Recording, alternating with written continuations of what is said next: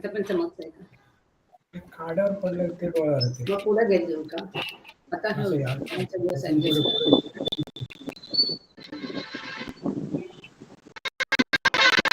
तेजस्वी वेगळे ते चमकतात. खाड्यात चमत्कार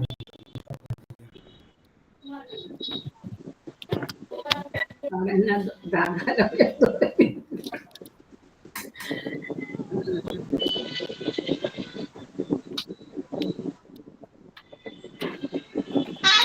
जय बाबा, जय बाबा। आवाज ही नहीं आ रही। जय बाबा। अरे जय बाबा, जय बाबा, सुषमा जी जय बाबा। आवाज बहुत कम आ रही है। नहीं आ रही? मेरे फोन में कुछ प्रॉब्लम है क्या? फिर से चालू करो। तुम्ही आ बोला रही है, आवाज आ रही है। जय बाबा, सुषमा जी जय बाबा। जय बाबा, आवाज इसमें बहुत कम आ रही है। अभी आ रही क्या? बहुत कम, बहुत। ईयरफोन ही तो लगाइए। उसका देखो, चेक करो, शायद आपने वॉल्यूम कम करके रखा होगा। नहीं नहीं, वॉल्यूम फुल है। जय बाबा, जय बाबा, जय बाबा। आवाज आ रही है? जी हाँ जी आ रही है। ओके ओके, जय बाबा। मेरा बात तो तक तो पहुंच रही है आवाज।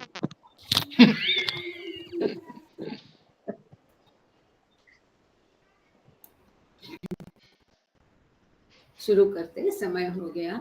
अवतार मेहर बाबा की जय। अवतार मेहर बाबा की जय। अवतार मेहर बाबा की जय। प्रियतम मेहर हमारे बीच में आकर के आप हम सभी को आपके दर्शन, सहवास, प्रेम का आनंद देकर हमारा मार्गदर्शन कीजिए, यही आपसे गुजारिश। थैंक यू बाबा, जय बाबा। Beloved God, help us all to love you more and more, and more and more, and still yet more, till we become worthy of union with you. And help us all to hold fast to Baba's daman till the very end. अवतार मेहर बाबा की जय। अवतार मेहर बाबा की जय। अवतार मेहर बाबा की जय। सभी को प्रेम पूर्वक जय बाबा। अद्भुत किताब, मौल्यवान खजाना बाबा ने हमको सौंपा है, इन्फिनिट इंटेलिजेंस पढ़ेंगे हम लोग। और आज हमारे पढ़ने की शुरुआत ही हम इसकी जो विषय सूची है, कंटेंट्स है कि इस किताब में क्या क्या है, ये हम पहले देखेंगे। कि एक ही मिनट देना मुझे, किसी को लिंक भेजना रह गया।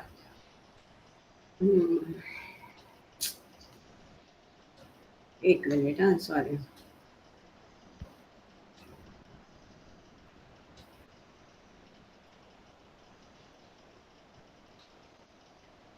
तो इन्फिनिट इंटेलिजेंस, मेहर बाबा। ऑथर आप देख सकते, किसी भी किताब का ऑथर लिखा रहता है ना, एक बार देख लीजिएगा, उल्टा दिखाई देगा, शायद मिरर इमेज दिखाई देगा, रशियन भाषा जैसा लगेगा। Infinite intelligence by Meher Baba, edited for publication under the auspices of the Avtar Meher Baba Perpetual Public Charitable Trust, Ahmednagar, India, Sharia Foundation, north Myrtle Beach, south Carolina. और इसमें कंटेंट्स जो है, शुरुआती में लिस्ट ऑफ फिगर्स और tables है, उसके पश्चात प्राक कथन या फॉरवर्ड है, उसके पश्चात एक्नॉलेजमेंट है, फिर इंट्रोडक्शन है। अब इन्फिनिट इंटेलिजेंस के दो मुख्यत्वे भाग रहेंगे, क्योंकि ये 2 डायरियाँ थी। अगली बार उसका चित्र भी प्रस्तुत करेंगे। और इस 2 डायरियों में पहली डायरी के ऊपर हेडिंग ही था infinite intelligence as all in all, और दूसरी डायरी में था उसमें कोई शायद हेडिंग नहीं था, वो आगे देखेंगे। तो पहला जो हिस्सा है किताब का, ये है infinite intelligence all in all. इसमें क्या क्या है, इसमें जो है, हम जिसको चैप्टर कहते, प्रकरण कहते, उसको यहाँ सीरीज कहा है, इसलिए क्योंकि एक एक सीरीज में कई सारे लेक्चर्स का अंतर्भाव है इस विषय पर जो बाबा ने दिए थे। इस किताब अगर किसी के पास नहीं है, आमतौर पर तो काफी लोगों के पास इस बार मैं देख रही है किताब है, देख के जान के खुशी हुई।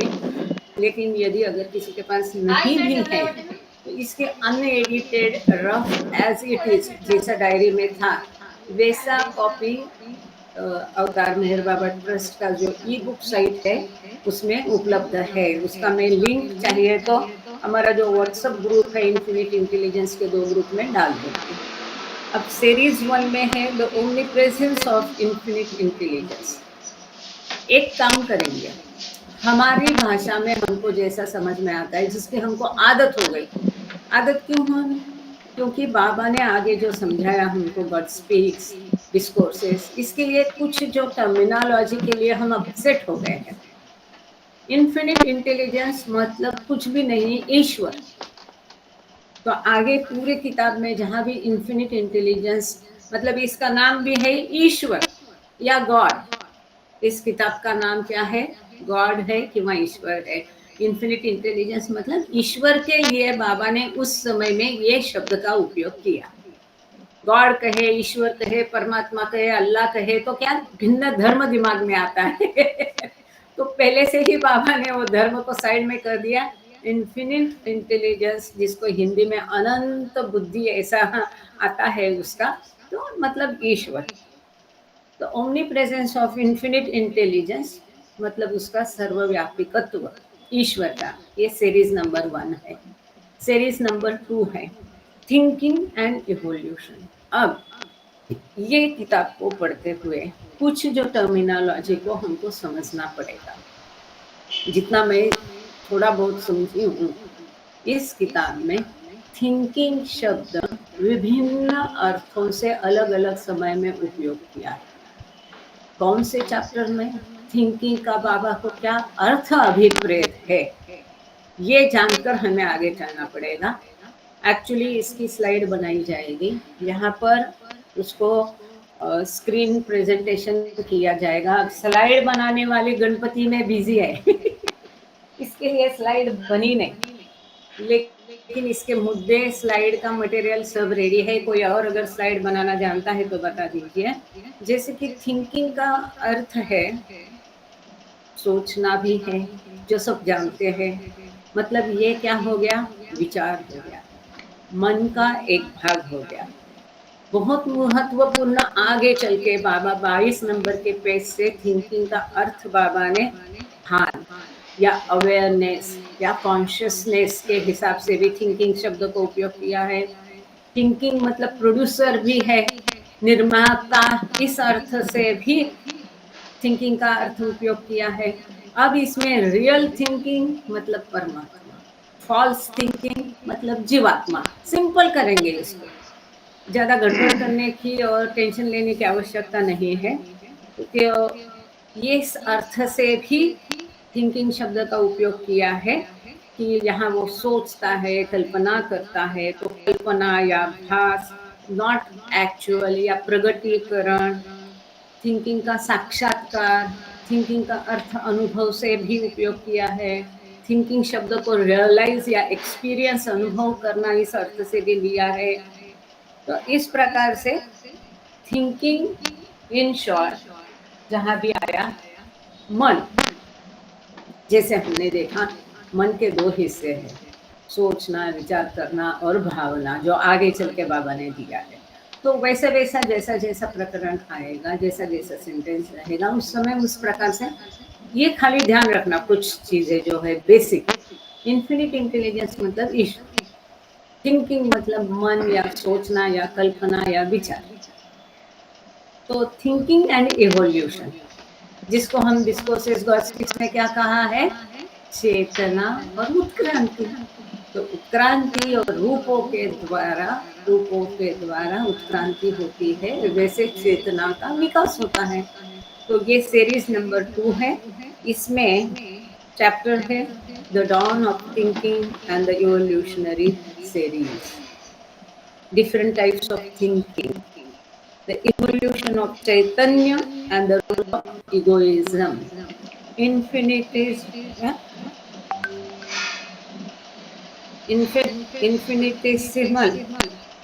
infinitesimal awareness, instinct, reason, and inspiration. Realizing the imagination through forms of the subtle and gross. अब सीरीज नंबर 3 में है realisation of shadow by the infinite self as ordinary and extraordinary persons. तो इन्वोल्यूशन और साधक और जीवात्मा इसका ये होगा, इसमें मतलब अनुमान लगा सकते हैं. माया एंड शैडो, माया और छाया, sense perception and the realization of the 3 universes, 3 जगत है ना, स्थूल सूक्ष्म जगत, मनोजगत. अंदाजा लगा लीजिए, आपको लग जाएगा.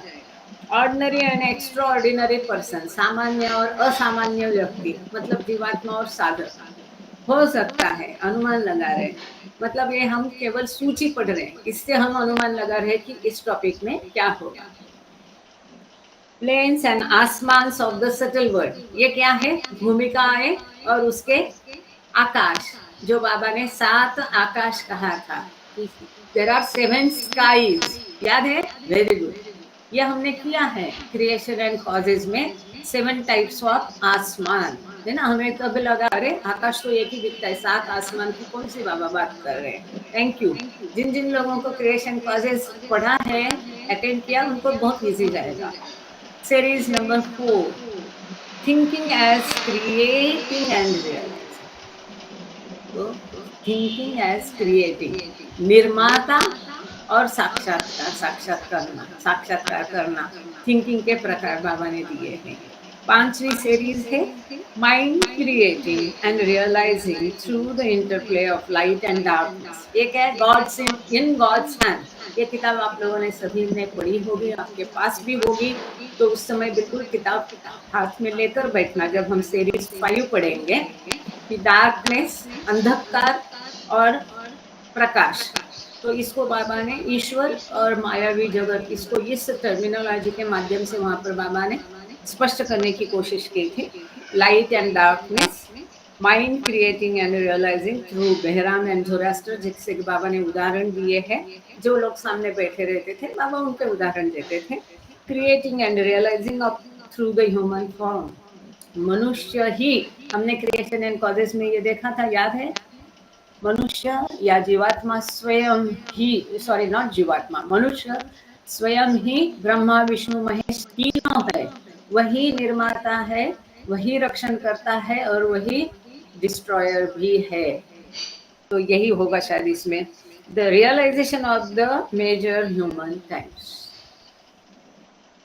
इसके बाद में सीरीज 6 आती है imagination in the journey from unconsciousness to super consciousness. तो ये जो बियॉन्ड गॉड स्टेट है, परात्पर परब्रह्म अवस्था से सद्गुरु अवस्था का जो यात्रा है, ये क्या है? वास्तव में यात्रा नहीं है, ये यात्रा की केवल कल्पना मात्र है. हमने इसको भी किया था. कहाँ किया था, याद है? Everything and nothing. उसमें क्या दिया इसको? Journey without journey. वास्तव में उसने यात्रा की नहीं, पर उसको लगता है मैंने इतनी लंबी युगों की यात्रा की. तो ये जो सुंदर टॉपिक था जर्नी विदाउट जर्नी, शायद इसके बराबर ये कुछ होगा, imagination.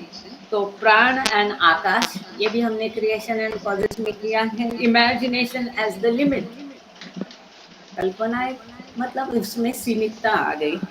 Thinking from the unconscious to the super conscious. फिर आती है series number 7, false thinking, real thinking and the well of sanskaras. गलत सोच, सही सोच और संस्कारों का पर्दा. तो ये तो आपको तुरंत समझ में आ गया होगा गॉड स्पीक्स के कारण. The individualized infinite intelligence, thinking falsely and really. आगे है from most finite to infinite realization in the evolutionary series, sanskaras and human experiences. फिर आती है सीरीज नंबर 8. आप सोचोगे सबका हिंदी में क्यों नहीं कर रहे, तो इतना आगे विषय सूची है, कंटेंट है, एक बार पढ़ के आपको अंदाजा आ जाएगा कि किताब में क्या क्या है, हम क्या क्या पढ़ने जा रहे हैं। तो कृपा करके कोई भी लेक्चर मिस नहीं करना, मतलब सेशन कहना चाहिए, sorry for using words lecture, और पहले से अंत तक जुड़ना। तो कुछ मिस हो गया तो लिंक नहीं लगती है। सीरीज 8 में है the knowing of ignorance and the 4 types of thinking. अज्ञान को जानना और 4 तरह का विचार या थिंकिंग या चेतना, जो भी, क्योंकि बाबा कहते हैं I have come not to teach but to awaken. तो इसमें एक not thinking, thinking, false thinking, real thinking, 4 है।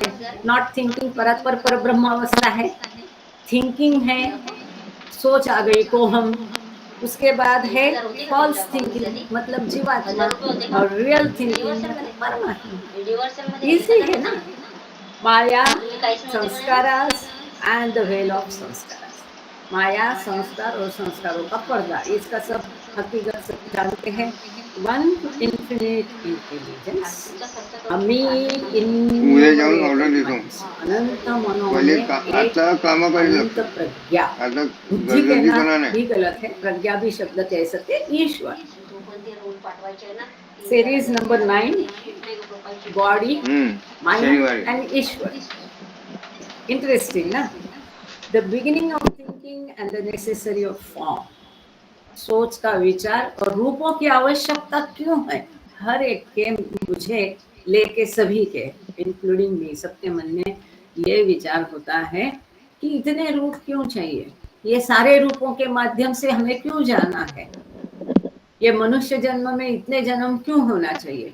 तो ये जो जरूरत क्यों है रूपों की, इसको इस सेक्टर में बाबा ने स्पष्ट किया है। और कई इस किताब में ऐसी कई सारी बातें हैं जो अन्यत्र आई नहीं, और जो ऐसी कई सारे फ्रॉम द पेज 1 ऐसी कई सारी बातें हैं कि जो हमने अन्यत्र कहीं पढ़ी नहीं है। तो यहाँ पर द नेसेसिटी ऑफ फॉर्म, रूपों की आवश्यकता क्यों है। 6 roles of the infinite intelligence, ईश्वर के 6 भूमिकाएं। एस्केप फ्रॉम यूनिवर्स एक्सपीरियंस, विश्व के अनुभव से छुटकारा कैसे पाए। ईश्वर एज ब्रह्मा विष्णु महेश, त्रिमूर्ति के रूप में ईश्वर। सीरीज नंबर 10 है ईश्वर, इमेजिनेशन एंड थिंकिंग। ईश्वर कल्पना और सोच बोलो या विचार बोलो या मन बोलो या चेतना। The crossing lines of thinking and imagination. The analogy of the lion. The analogy of Jamshed's eye. याद है, ये ईश्वर देख रहा है अपनी आँख से, और एक चित्र था क्रिएशन एंड कॉजेस में, और वहाँ से सारे विश्व की ऐसी आकृति दिखाई दी थी। 7 वाजल्यानंतर. The role of Ishwar in the projection of imagination and thinking, the cycles of Ishwar in the process of awakening, going to sleep, analogy of the ocean, ये सारा God Speaks में आया है। Series number 11, the annihilation of sanskaras through the 4 yogas, 4 yoga के द्वारा संस्कारों को कैसा खत्म कर सकते हैं। तो ऐसा कहते हैं कि इस सेक्शन में संस्कारों के बारे में कई सारी अद्भुत चीजें बाबा ने इसमें बताई है। ये 11वीं सीरीज है, 11वां प्रकरण है। तो इसमें the conditions of realization, sanskaras and the enjoyment of desire, sanskaras, mind, body and the cycle of birth and death. The first path, Karma Yoga or the Yoga of Action. The second path, Jnana Yoga or the Yoga of Knowledge. The third path, Bhakti Yoga or the Yoga of Devotion. Bhakti in the context of Karma, Jnana and Raja Yoga. The 3 kinds of निष्काम भक्ति, higher and highest निष्काम भक्ति, सकाम भक्ति, जैसे कि ये सारी चीजें जो वेदांत वगैरह में उपयोग में लाई गई टर्मिनोलॉजी, इसका यहाँ उपयोग किया है। द 4th पाथ, राज योगा और द योगा ऑफ कॉन्सेंट्रेशन। इसके बाद में series number 12, false thinking, real thinking at the advancing stream. तो ये हमने ये भी देखा the advanced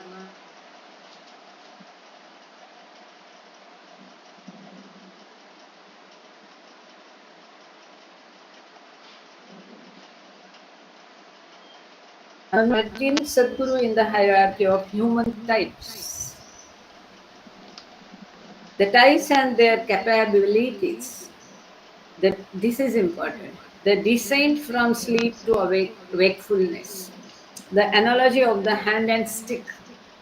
Word experience and word duty. ये सद्गुरु के बारे में महत्वपूर्ण चैप्टर है. Series number 14. Analogy for evolution and the inward journey. उत्क्रांति और फिर भूमिकाओं का प्रवास. इसके लिए इनवर्ड जर्नी, आंतरिक प्रवास. तो यहाँ पर पहला जो चैप्टर है infinite intelligence, all in all, ये पूरा होता है. इसके पश्चात 363 नंबर के पेज पर है Sadguru and the light of intelligence. तो इसमें bodies of sound sleep, dream and wakefulness, ये भी हमने किया. शक्ति, लेकिन अब इसमें एक अलग भाषा बाबा ने उपयोग की है, अलग तरीके से और अच्छे से समझाया है. तो इसको हम पूरा ध्यान से देखेंगे. शक्ति and the gaseous, liquid and the solid state of water. Darkness and light from in God's hand. Desire, sanskara and the different conscious states. The 4 states of light and darkness explained. Bhakti, the guru and the aspects of God. Experience of the universe. The problem of sanskaras and the dissolution of the body. Seva and Sadguru. Body consciousness for you and the Sadguru.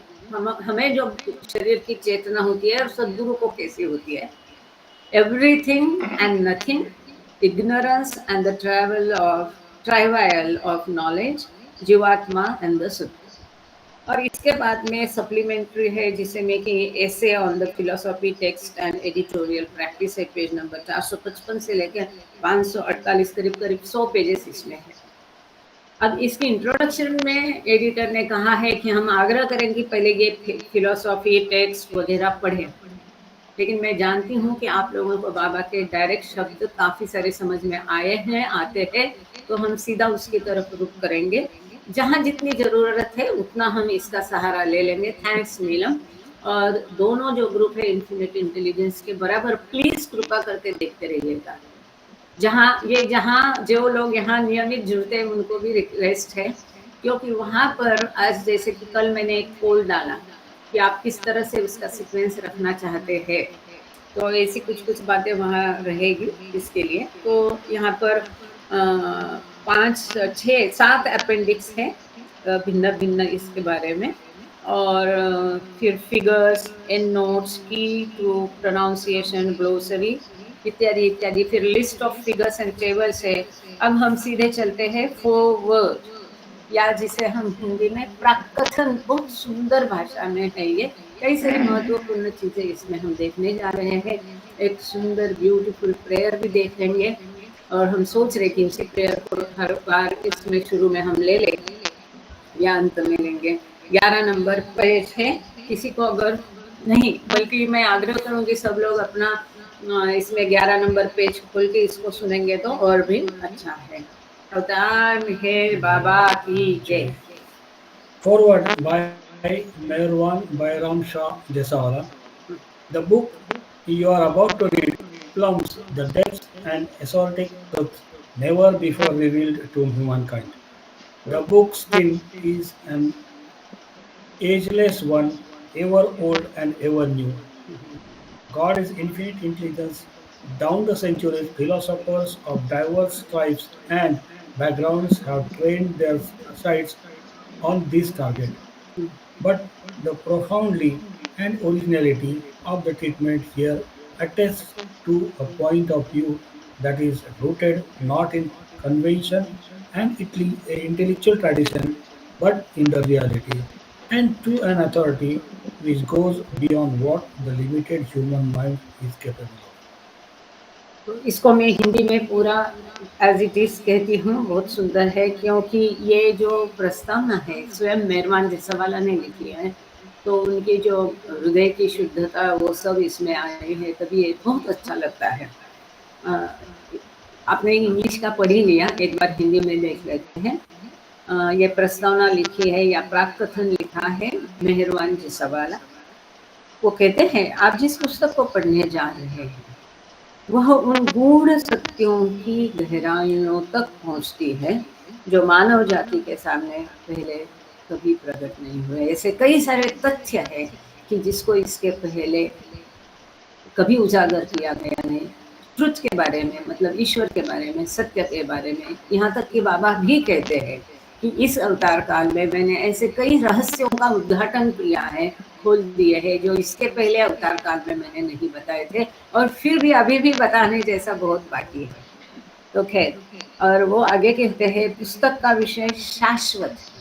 शाश्वत मतलब ईश्वर, सदैव पुराना है ना, edges old, और सदैव नया, हमेशा, क्योंकि उसे अंत नहीं है, तो वो फ्रेश तो होगा ही। सदैव नया ईश्वर अनंत बुद्धि के रूप में। तो इस पुस्तक का विषय क्या है?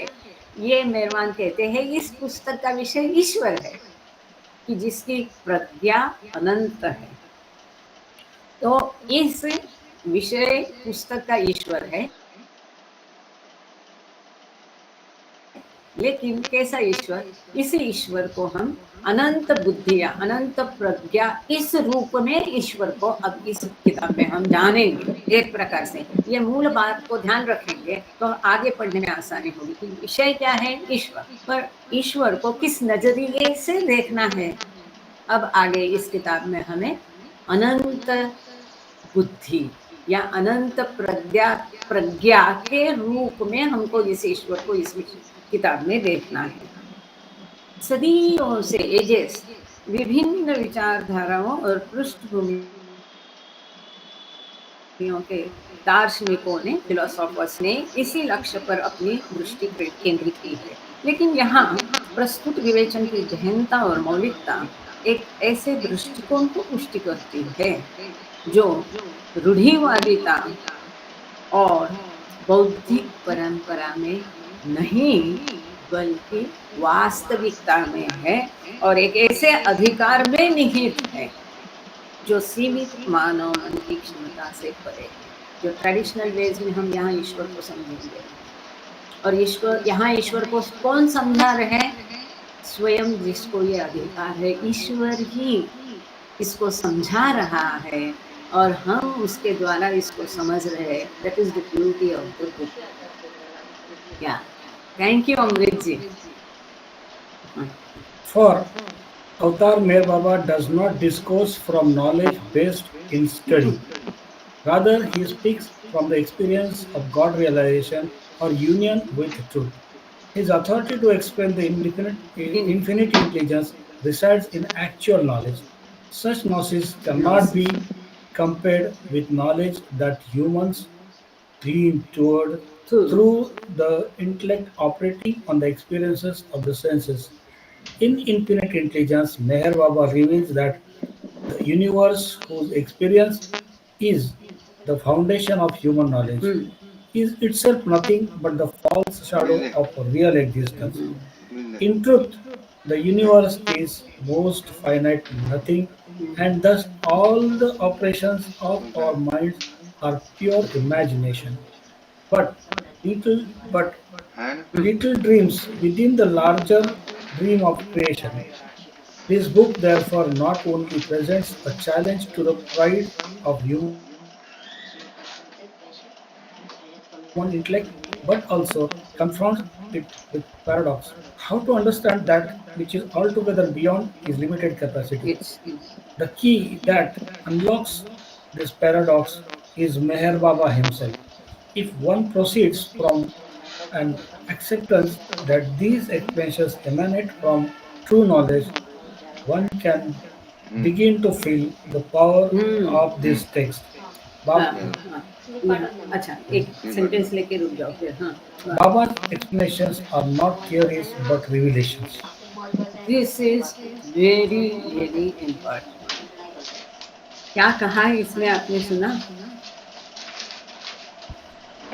In if one proceeds, actually ये लास्ट में है, बाकी भी हिंदी में बताया जाएगा। तो ये जो महत्वपूर्ण सेंटेंस है पूरा किताब समझने के लिए, इसमें क्या लिखना है, and I have full conviction in it. If one proceeds from an acceptance that these explanations emanate from true knowledge, one can begin to feel the power of this text. And it is true.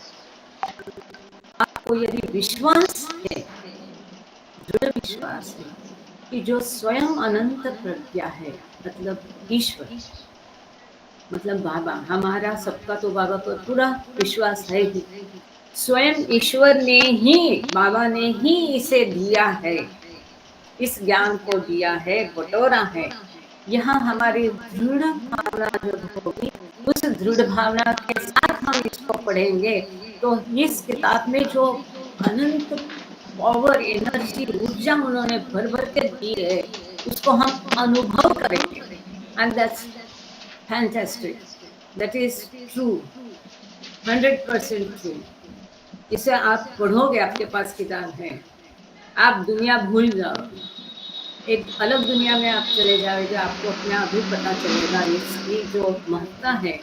इसीलिए हम क्या करते हैं कि भले हिंदी में एक आध सेंटेंस छूट जाए, नो प्रॉब्लम, पर जो ओरिजिनल किताब बाबा की है, इसका हम वर्ड टू वर्ड पढ़ते, एक एक लाइन, एक एक शब्द, एक एक कॉमा, इनटू इन्वर्टेड, सब हम लेते हैं, किसी को भी मिस नहीं करते। इसका कारण यही है क्योंकि ये ऊर्जा आप लोगों तक, सबके तक पहुंचे।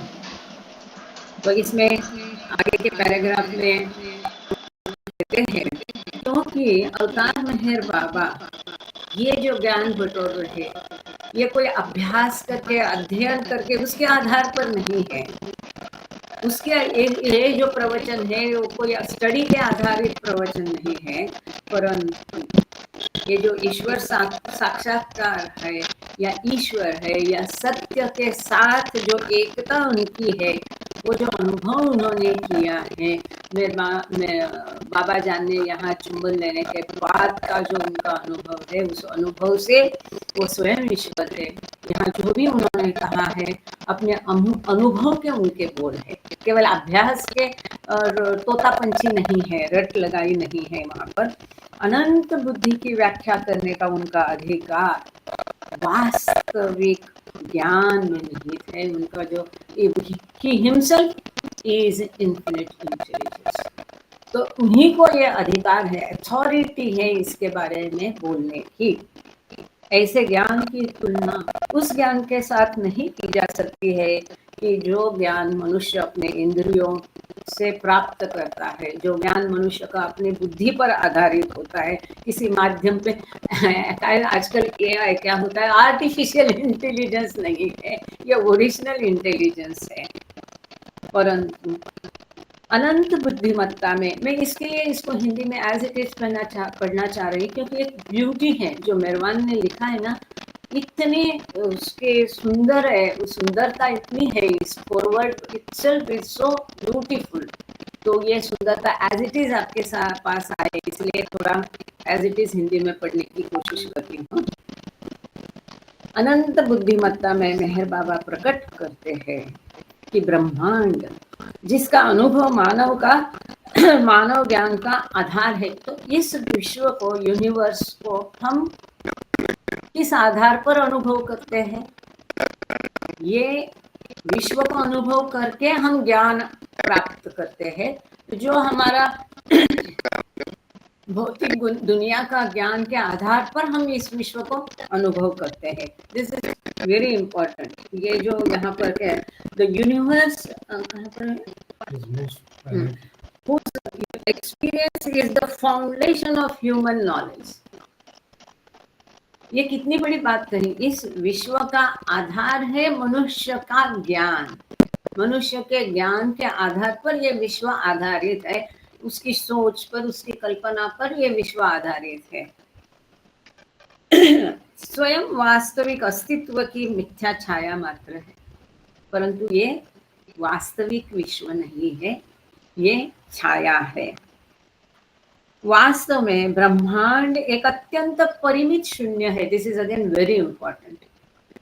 ये ब्रह्मांड बाबा के केवल शून्य नहीं है, वो शून्य भी इतना टुटुला है, इतना माइक्रो है, इतना सूक्ष्म है, अत्यंत सीमित है, अत्यंत मर्यादित, जिसको हमको नजर में आने के लिए ये ब्रह्मांड कितना विस्तृत और बड़ा लगता है, परंतु इसको बाबा कहते हैं ये केवल शून्य है। और केवल शून्य नहीं, अत्यंत अत्यंत माइक्रो सीमित मर्यादित छोटा शून्य है। और इस प्रकार हमारे मन की सभी क्रियाएं शुद्ध कल्पना है। सृष्टि के विशाल स्वप्न के भीतर छोटे छोटे स्वप्न।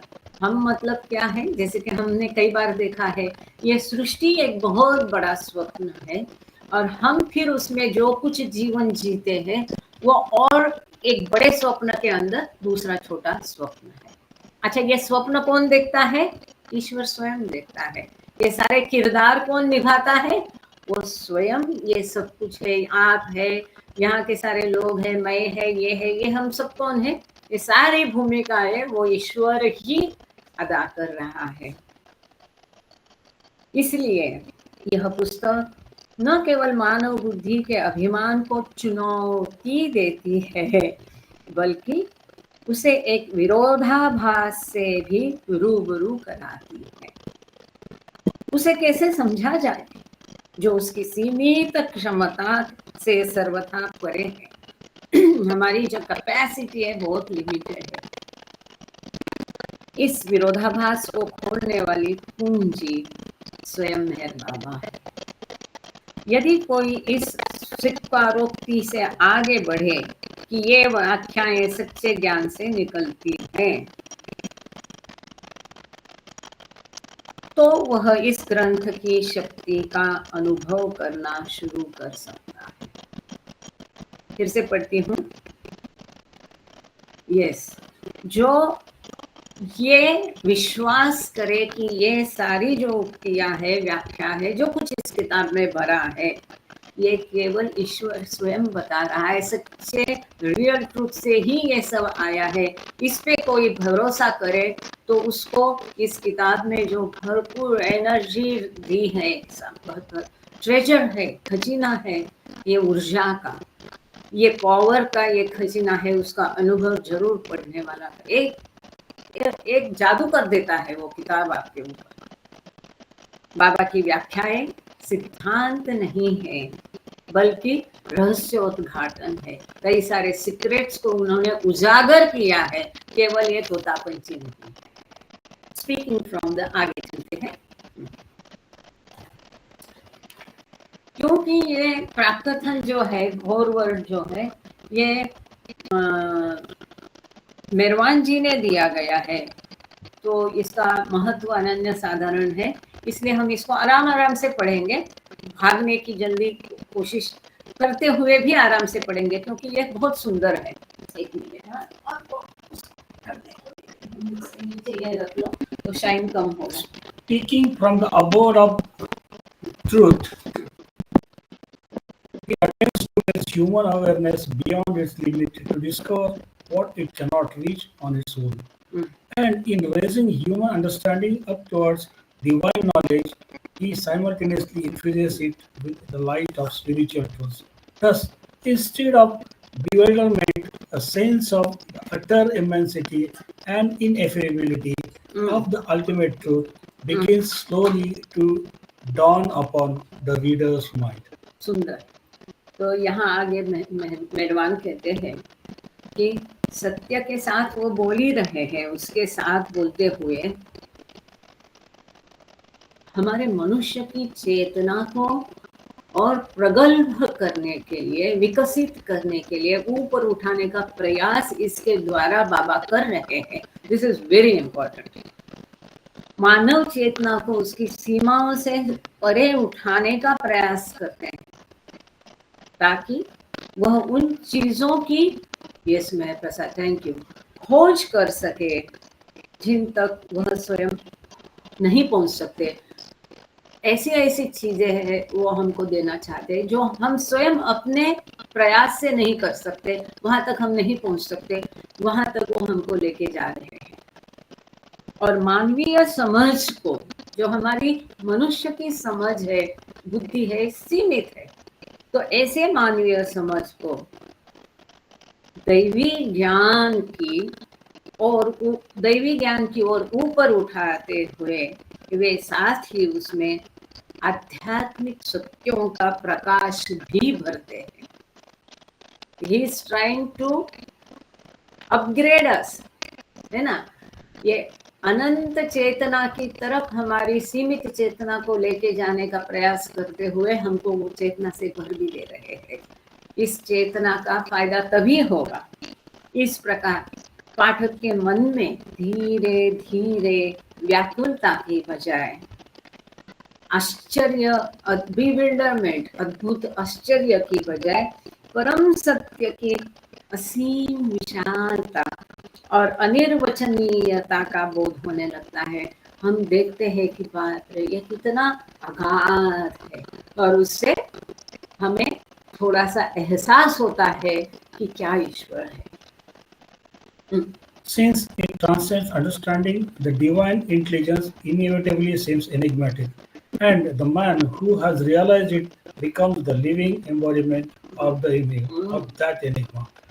To those fortunate few privileged to spend their lives in association with him, Meher Baba simultaneously personified unlimited knowledge, the hallmark of divinity, and the profound ignorance which characterizes the state of the ordinary human spirit in illusion.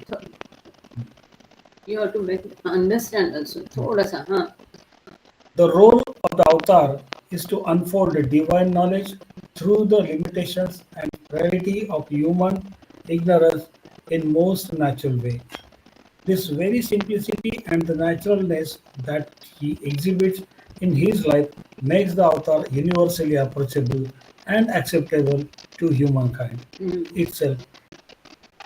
Beset with frailties and weaknesses, at many times during his life, Meher Baba's actions may have seemed perplexing, arbitrary, or paradoxical when gauged by the yardstick of common worldly understanding. Such is the appearance that the divine life assumes when it manifests in ordinary Course of human affairs. Similarly, the truth that it reveals is shot through with apparent contradictions, but these contradictions only underscore that human language, which by its very nature must divide and categorize, cannot contain the individual reality. Meher Baba himself has explained this point in a magnificent message that he gave in 1952. बाबा ने स्वयं जो इसके बारे में एक संदेश दिया था वो हम पढ़ेंगे। क्या है वो संदेश? ये जो बाबा को कई बार गलत समझा जाता है, ऐसा समझा जाता है, कॉन्ट्राडिक्टरी है वगैरह, उसके बारे में पहले हम पूरा पैराग्राफ यहाँ पर पढ़ लेते हैं। तुम्ही फास्ट पढ़ता तसं थोडंसं आणि ते ऐकतायत ना। नहीं, I have to do it in Hindi since it कहाँ पर थे, सिंस, हाँ। चूंकि यह समझ से परे है, इसलिए दिव्य बुद्धि अर्थात ईश्वर अनिवार्य रूप से रहस्यमय प्रतीत होता है। कितना सुंदर है ना। हमको ईश्वर क्या लगता है? एक गूढ़ लगता है, सस्पेंस लगता है। क्यों? क्योंकि हमारी समझ से वो बाहर है, इसलिए हमको वो गूढ़ लगता है। और जिस व्यक्ति ने इसे अनुभव कर लिया है, वह उस रहस्य का जीवंत अवतार बन जाता है। जिसको ये रहस्य उद्घाटन हो गया वो स्वयं अवतार बन जाएगा, है ना। जानना, अनुभव करना। उन कुछ भाग्यशाली लोगों के लिए जिन्हें उनके निकट सानिध्य में अपना जीवन बिताने का सौभाग्य प्राप्त हुआ है। मेहर बाबा ने एक साथ असीमित ज्ञान, दिव्यता की पहचान और गहन अज्ञान, जो भ्रम में डूबे सामान्य मानव की स्थिति की विशेषता है, का साक्षात रूप धारण किया। क्या है कहा यहाँ पर? बाबा के साथ जिन्होंने जीवन जिया, उनको कभी लगता नहीं था कि बाबा महान है, ईश्वर है, अवतार है। उनके लिए बाबा एक सामान्य अज्ञान व्यक्ति जैसा ही व्यवहार करते थे और उनका आग्रह होता था अपने शिष्यों से भी कि वो भी उसी सहजता से निसर्गतया उनके साथ रहे। यहाँ तक कि भक्तगण भूल जाते थे कि बाबा ईश्वर है, तो कई बार उनको याद दिलाना पड़ता था, don't forget I am God. इस चीज को यहाँ लिखा है कि वो तो असीम ज्ञान थे, स्वयं दिव्यता की पहचान थे, लेकिन फिर भी वो मानव जो स्वयं गहन अज्ञान में डूबा हुआ है, उसके लिए उन्होंने अपने आप को भी अज्ञानता का एक पर्दा पहना लिया। उनके लिए एक साधारण रूप उनके लिए धारण किया। समझ में आ रही है? ये महत्वपूर्ण मुद्दा है कि जैसे वो महान करके हमारे बीच में आए, उसी प्रकार से सामान्य का भी रूप उन्होंने सबके लिए धारण किया। अवतार की भूमिका मानवीय अज्ञान की सीमाओं और दुर्बलता के माध्यम से दिव्य ज्ञान को अत्यंत स्वाभाविक तरीके से प्रकट करना है। मतलब यहाँ अवतार का भूमिका कैसी होती है, अवतार को क्या करना होता है, ये यहाँ बताया है कि उसको जो उसका दिव्य ज्ञान है, वो जो साधारण मनुष्य के रूप में वो आता है, तो उसी मनुष्य के रूप में से उसी अज्ञान की सीमाओं में रह के, उसी दायरे में रह के उसको वो अपना दिव्य ज्ञान प्रकट करना पड़ता है। लेकिन फिर भी उसको नेचुरल तरीके से उनको प्रकट करना पड़ता है। जैसे कि हम कई सारी घटनाएं देखते हैं, अभी ब्लू बस टू भी पढ़ रहे हैं कि कोई एक आपने वो मेहरबान जैसा वाला क्या परसों एक वीडियो डाला, आपने देखा होगा, उसमें वो अपना अनुभव उन्होंने कथन किया है कि जैसे बाबा आते थे तो उनके साथ बाबा को जाना पड़ता था। एक हाथ में बाबा की शॉल, बाबा की अल्फाबेट का बोर्ड पकड़ना पड़ता था, दूसरे हाथ में बाबा के ऊपर छतरी पकड़ना पड़ता है। रोज सवेरे पुरुषों के यहाँ से बाबा निकलते थे, जैसे मेहरबान नाश्ता करने बैठते थे, बराबर उनका नाश्ता आधा खत्म हुए उस समय ही बाबा निकल चलते थे महिलाओं की तरफ जाने के लिए। तो मेहरबान को अपना नाश्ता आधा करके वैसा ही डाल के दौड़ना पड़ता था बाबा के साथ जाने के लिए। फिर बाबा को पहुंचा के फिर वापस आके ऊपर टेकड़ी पर जाना, फिर नीचे आना, और आके देखते तो उनके और नाश्ता क्या होता था, ब्रेड बटर चाय। तो उनके ब्रेड बटर पर पूरी मक्खियां बैठी हुई है, चाय ठंडी हो गई, वैसी खानी पड़ती थी उन्हें। ये चलता गया, कई दिनों तक चलता गया। आखिरकार एक दिन मेहरबान ने आइडिया किया, बोलते रोज मुझे ये ठंडा नाश्ता करना पड़ता है, एक काम करता हूँ, आज मैं बाबा को वहां पर लेके जाते, आने के बाद फुर्सत से मेरा नाश्ता करूंगा। अब नाश्ता क्या कोई ये चीज नहीं थी, लेकिन जो है वो तो गरम गरम चाय अच्छी लगती है ना। इसलिए उस दिन उन्होंने सोचा कि पहले बाबा को लेके जाऊंगा। उस दिन बाबा ने क्या किया, आधा घंटा हो गया, 1 घंटा हो गया, ये तो सोच के विचार में पड़ गए, अरे इतने देर में तो मेरा नाश्ता हो जाता था, कितना देर हो गया, बाबा बाहर आ ही नहीं रहे, कुछ तो काम में फंसे हो गए। तो मैं ऐसा करता हूँ, अब नाश्ता ले लेता हूँ, फटाफट खत्म करता हूँ, फिर बाबा को छोड़ के आता हूँ।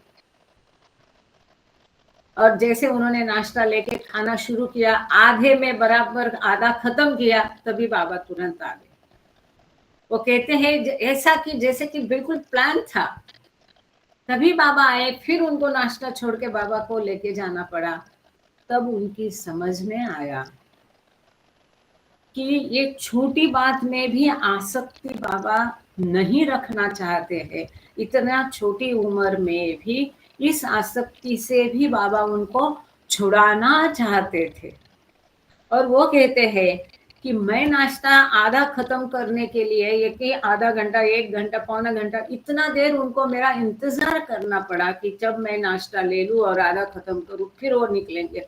मतलब एक पाठ जो उनको पढ़ाना था, तो वो सीधा बोलते नहीं है कि तुम आसक्ति मत रखो, ऐसा प्रवचन नहीं है। That is why he says that I have come not to teach.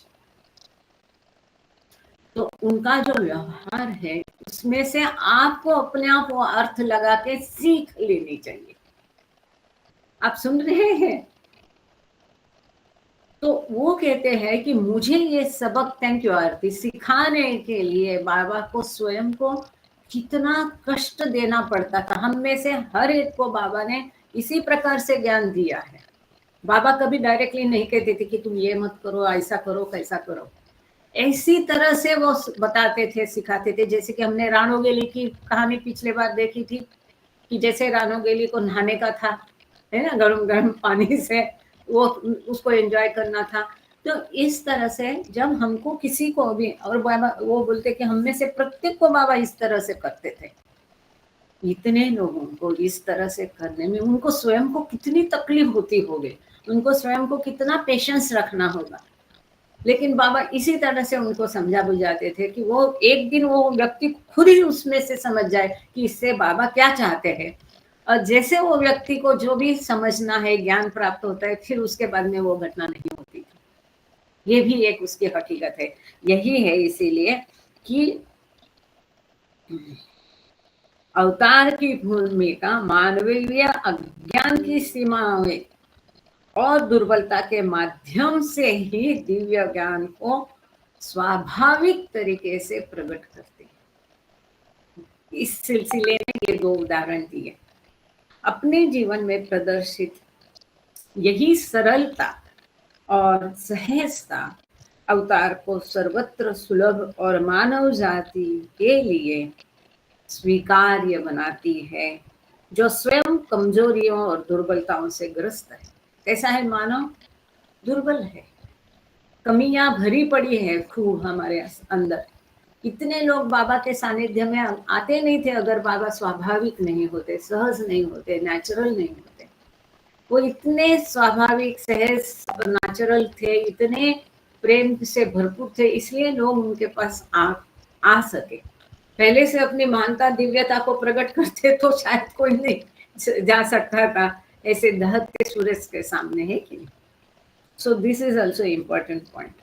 अपने जीवन काल में कई बार मेहर बाबा के कार्य सामान्य सांसारिक समझ के पैमाने पर देखने पर उलझन भरे, मन माने या विरोधीभासी प्रतीत होते होंगे। कई लोग कई छोटी मोटी चीज को लेके बहस करते रहते हैं, बाबा ऐसे ही क्यों बोले, बाबा ने कुछ बताया ही नहीं, बाबा ने वगैरह वगैरह। तो कई बार ऐसा है कि ऐसा दिखने को लगता है कि उनका व्यवहार ऐसा कैसा था। लेकिन यहाँ पर this is important point, Divya जीवन जब मानवीय कार्यों के सामान्य क्रम में प्रकट होता है तो उसका स्वरूप कैसा ही होता है। इसी प्रकार उनके द्वारा प्रकट किया गया सत्य स्पष्ट विरोधाभासों से भरा लगता है। वास्तव में विरोधाभास होता नहीं, वो हमें वैसा प्रतीत होता है। लेकिन ये विरोधाभास केवल इस बात को रेखांकित करते हैं कि मानव भाषा जो अपने स्वभाव से ही विभाजित और वर्गीकृत करती है, अविभाज्य सत्य को समाहित नहीं कर सकती। हमारी भाषा मनुष्य की भाषा है, मर्यादित है, उसके कई सारे लिमिटेशन है, सीमाएं हैं। इसको हम पर्याप्त कई बार अच्छा शब्द भी नहीं ढूंढ सकते। मेहर बाबा ने स्वयं 1952 में दिए गए एक शानदार संदेश में इस बात की व्याख्या की है। अब बहुत सुंदर संदेश है बाबा का, सुनना इसे। एक एक प्यारा तुम पढ़ते जाओ, फिर मैं उसको हिंदी में बोलूं, फिर दूसरा पढ़ो। ये बाबा का संदेश बाबा की शब्दों में पढ़ रहे हैं, हाँ सुनिए। Unless and until ignorance is removed and knowledge is gained, The knowledge whereby the divine life is experienced and lived, everything pertaining to the spiritual seems paradoxical. बाबा कहते हैं ईश्वर जिसे हम नहीं देखते, हम कहते हैं कि वह सत्य है। नहीं, unless ignorance, ना? हाँ, sorry, unless and unless Ignorance is removed from. जब तक हम अज्ञान दूर नहीं करते, हाँ, जब तक अज्ञान दूर नहीं होता और ज्ञान की प्राप्ति नहीं होती है, वह ज्ञान जिसके द्वारा दिव्य जीवन का अनुभव किया जा सकता और दिव्य जीवन जिया जाता है, तब तक अध्यात्म संबंधित हर चीज विरोधाभासी लगती है। अगर हमें यदि बाबा के व्यवहार में, थैंक यू आरती प्रसाद, अगर बाबा के व्यवहार में हमें कोई विरोधाभास प्रतीत होता है, यदि हमें लगता है कि ऐसे कैसे बाबा अचानक बोलते थे, ऐसे कैसे बाबा ने ये बोला, ये वचन नहीं पूरा किया, ऐसे कैसे बाबा ने ये कहा और किया नहीं, ये प्लान चेंज किया, ये जो भी विरोधाभास या जो कुछ कमियां हम मानवीय दृष्टि में दिखती है, कमियां या विरोधाभास उनकी कृति में नहीं है, शब्दों में नहीं है, हमारी समझ में, क्योंकि हम अज्ञान में है। जब तक हमारा अज्ञान दूर नहीं होता है, हमको उनकी कृतियों का अर्थ ही समझ में नहीं आता। इसीलिए अधिकतर बाबा ने कभी अपनी कृतियों का स्पष्टीकरण देने का कष्ट नहीं किया। हमारे ये पौरवाद के लोग तो उनको पूछते भी नहीं थे, धाड़स भी नहीं करते थे, उनके मन में ये सवालात भी नहीं आते थे। पाश्चात्य लोगों ने अगर पूछा है तो किसी को जवाब देते थे बाबा। अपने से बाबा ने बहुत कम समय में अपनी कृतियों का अर्थ दिया। तो अगर हम उनको नहीं समझते हैं या हमें अगर उनकी कोई कृति विरोधाभासी लगती है, अटपटी लगती है, इनसेंसिटिव लगती है, तो ये हमारी समझ की प्रॉब्लम है, क्योंकि हम अज्ञान में फंसे हुए हैं। हमारा ये अज्ञान दूर होके हमें जब तक दैवी ज्ञान की प्राप्ति नहीं होती है और वो दिव्यता का जीवन हम स्वयं जब तक नहीं जीते हैं, मतलब हम स्वयं ईश्वर साक्षात्कार प्राप्त करके सद्गुरु जब तक हम बनते नहीं हैं, तब तक देखो, तब तक हमें अध्यात्म की सभी चीजें विरोधाभास ही प्रतीत होगी। अब आगे एक सुंदर बाबा ने दिया है, हाँ, God, कैसे आगे देखो। हाँ। God whom we do not see, we say is real, and the world that we do see, we say is false. तो देखो, यही उदाहरण ले लो। हम क्या कहते हैं, अरे ये विश्व, ये भासमय है, ये स्वप्न है, ये सच्चा नहीं है, ईश्वर सत्य है। लोग क्या कहते हैं, अरे पगला गई है, या आंखों से दिखता है, कानों से सुनाई देता है, स्पर्श होता है, ये बोलते हैं ये सत्य नहीं। जो ईश्वर दिखाई नहीं देता इसको बोलते हैं वो सत्य है कि नहीं? ये विरोधाभासी। ये क्यों विरोधाभास है? क्योंकि हम अज्ञानी है, हमें स्वप्न को स्वप्न ही समझ नहीं रहे, स्वप्न को सत्य समझ रहे, ये हमारा अज्ञान है। अब बाबा के स्वयं के शब्द में इसको पढ़ेंगे।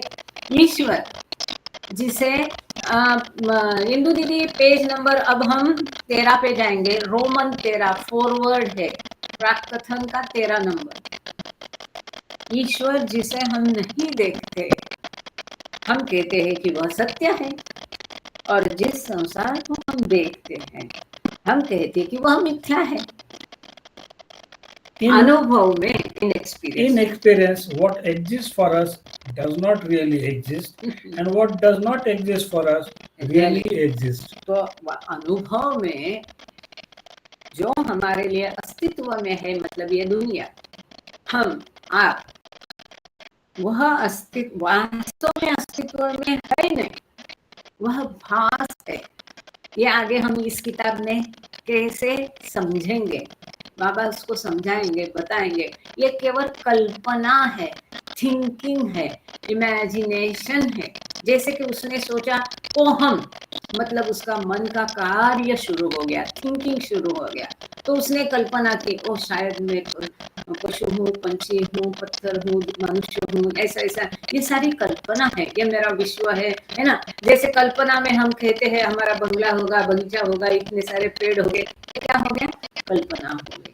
इसी प्रकार से ये विश्व जिसमें हम अस्तित्व में है, हम सोचते हैं कि ये सत्य है, ये केवल कल्पना है, ये वास्तव में अस्तित्व में नहीं है।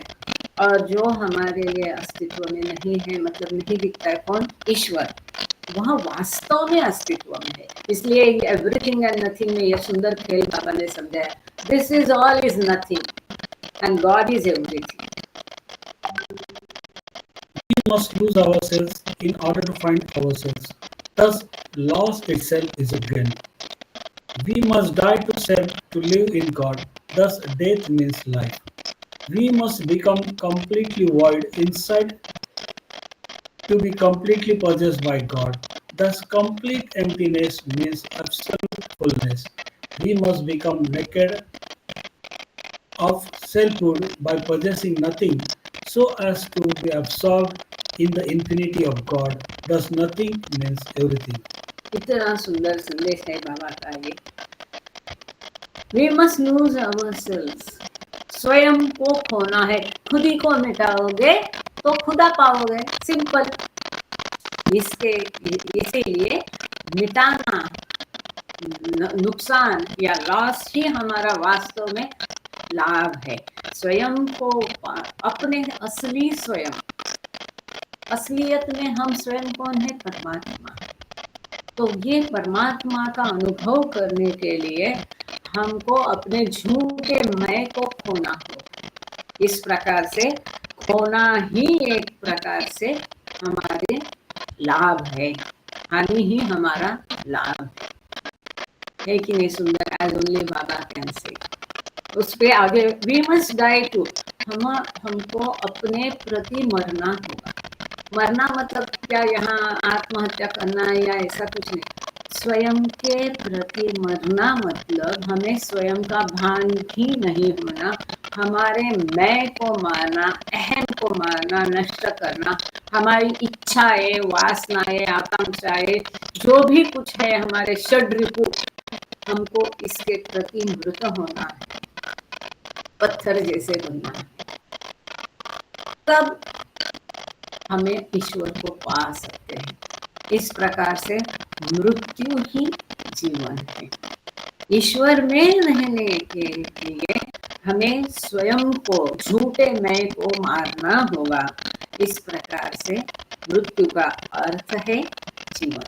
क्यों? क्योंकि वो शाश्वत जीवन होगा, अनंत काल का असली जीवन होगा।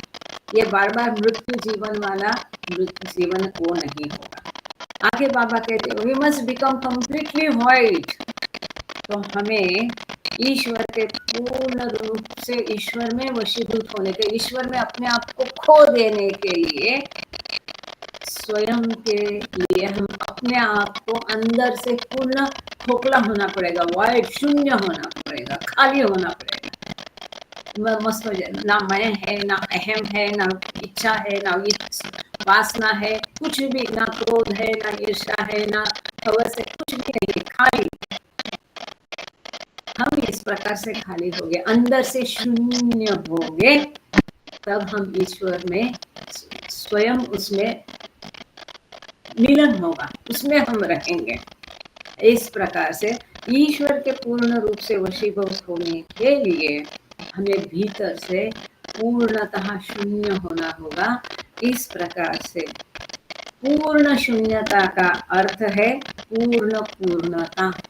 जब हम ऐसे खाली होंगे तो हम उससे हमारा मिलन होगा, हम उसी के अंदर रहेंगे, मतलब हमें परिपूर्णता का जीवन तब जिएंगे जब हम वास्तव में अंदर से शून्य होंगे, तब हम परिपूर्णता का जीवन जिएंगे। आगे बाबा कहते हैं we must become naked of selfhood. हमें कुछ भी धारण न करके आत्म तत्व से मुक्त हो जाना चाहिए। सेल्फ फूड, मैं, ये जो झूठा मैं है, इससे हमको छुटकारा पाना चाहिए। एकदम वो हमको कुछ भी नहीं चाहिए। ये जो हमने कपड़े पहने हैं इस शरीर के, ये क्यों पहने हैं? क्योंकि हमारे संस्कारों के कारण हमें ये शरीर धारण करना पड़ा है। अब नग्न होना मतलब ये कपड़े उतारना नहीं, लेकिन संस्कार नष्ट करना है। संस्कार नष्ट हो जाएंगे तो शरीर नहीं रहेगा। शरीर नहीं रहेगा तब हम ईश्वर के अनंतत्व में रहने लगेंगे, तब हम ईश्वर साक्षात्कार पाएंगे। We must become naked of selfhood by possessing nothing. कुछ भी हमारे पास नहीं होना है। Possessing nothing का अर्थ ये गाड़ी बंगला जेवरात है नहीं, क्या पजेस करते हैं हम लोग? संस्कार पजेस करते हैं। बहुत सारे संस्कार हमारे पास हैं, हम इन संस्कारों से लदे हुए हैं। इन संस्कारों को फेंक देंगे तब शरीर नहीं रहेगा। खूपच कठीण आहे ताई सर्व, का समजण्याला कठीण आहे की करायला कठीण आहे? आरती समजायला कठीण आहे का? आरती पंडे ने शायद वो टेंशन नहीं लो, बाबा है ना, हमको धीरे धीरे आगे चलना है इस मार्ग पर। आप फिर एक मैसेज डालना, समझने के लिए कठिन है कि अंगीकार करने के लिए, तो उस प्रकार से नहीं तो और एक्सप्लेन करने के लिए। फॉरवर्ड है इसलिए हम ज्यादा नहीं इसको ये कर रहे हैं, एलैबोरेट करायला। हाँ वही, डोंट वरी, होता है। आपने इतना देखो, आपको ये कठिन लग रहा है, आपने टेंशन लिया, मतलब you are taking it seriously, that's the way it should be. हो जाएगा, बाबा करेंगे। हमको कोशिश क्या करना है? सतत उनको याद करना है, उनका नाम लेना है, उनको प्रेम करना है, दूसरों की सहायता करना है। सिंपल सिंपल चीजें हैं। यही करने से धीरे धीरे हम नग्न हो जाएंगे, मतलब संस्कार खत्म हो जाएंगे। इन संस्कारों के कारण शरीर है। अब ये शरीर मतलब कपड़ा है, इसलिए बाबा ने ये शब्द दिया, we must become naked of selfhood by possessing nothing. हम कुछ भी संस्कार नहीं रखेंगे तो शरीर नहीं रहेगा। So as to be absorbed in the infinity of God, तब हम ईश्वर के अनंतत्व में एकाकार हो जाएंगे। तो इस प्रकार से कुछ भी नहीं रहेगा। कुछ भी मतलब संस्कार नहीं रहेंगे, इच्छा नहीं, वासना नहीं, कुछ भी नहीं। इसका अर्थ कुछ भी नहीं मतलब हम सब कुछ पाएंगे। सब कुछ मतलब ईश्वर को पाएंगे। बहुत सुंदर है। हमें कुछ भी धारण न करके आत्म तत्व से मुक्त हो जाना चाहिए, ताकि हम ईश्वर की अनंतता में लीन हो सके। इस प्रकार कुछ भी नहीं का अर्थ सब कुछ। अच्छा, इसका एक फुटनोट है, ये कहाँ से लिया उन्होंने वो यहाँ लिखा है। ये मेहर बाबा मनोनाश लाइफ सर्कुलर नंबर 1, 6 फरवरी 1952 को बाबा ने ये मैसेज दिया था। ये सर्कुलर में बाबा ने ये संदेश महत्वपूर्ण दिया था। दूसरा क्या है? The life circular Avatar Meher Baba, a compilation of 71 circulars, Khammam Andhra Pradesh, अवतार मेहर बाबा खम्मम सेंटर, इन्होंने पब्लिश किया था। अच्छा, ये इसका स्रोत दिया है, ये कहाँ से मिला? क्योंकि लोग पूछते हैं, कोई भी बात डाले मेहर बाबा तो बोलते ये कहाँ से आया, कौन से किताब में पढ़ा, पेज नंबर क्या है। तो इसलिए ये जो बाबा का संदेश है, ये खम्मम सेंटर ने यह पब्लिश किया था। 71 सर्कुलर बाबा के आंध्र प्रदेश में, और उसका पेज नंबर 12-16 पे ये संदेश है। ये क्या है ना, बाबा की बातें हैं, होती है ना, बाबा के शब्द तुरंत यहाँ बैठ जाते हैं। कोई नहीं उसमें संदेह मन में आता है कि बाबा के शब्द नहीं है, ऐसा संदेह भी मन में नहीं, तुरंत लगता है अरे ये बाबा के शब्द है क्या। जैसे कि वो बाबा का गीत लिखते, हमने सोचा अरे ये तो बाबा के अलावा ऐसा कोई नहीं लिख सकता है। तब ढूंढा ढांडी की तो फिर 10 दिन में पता चला yes this is written by Baba. अगर बाबा के अपने शब्द नहीं है, उसमें एक भी शब्द मिलावटी दूसरा के मन का इंटरप्रिटेशन का है, तो तुरंत हमको लगता है नहीं, दिस आर नॉट बाबाज वर्ड्स। ये हृदय की भाषा है, वो डेवलप होगी अपने आप। Because reality itself is so elusive, any serious aspirant for truth has to face the conflict of heart and mind. तो ये जो सत्यता है, वास्तवता है, मतलब ईश्वर इतना कंफ्यूजिंग है, इतना कॉन्फ्लिक्ट, मतलब सो इल्यूसिव, इतना Brahmi.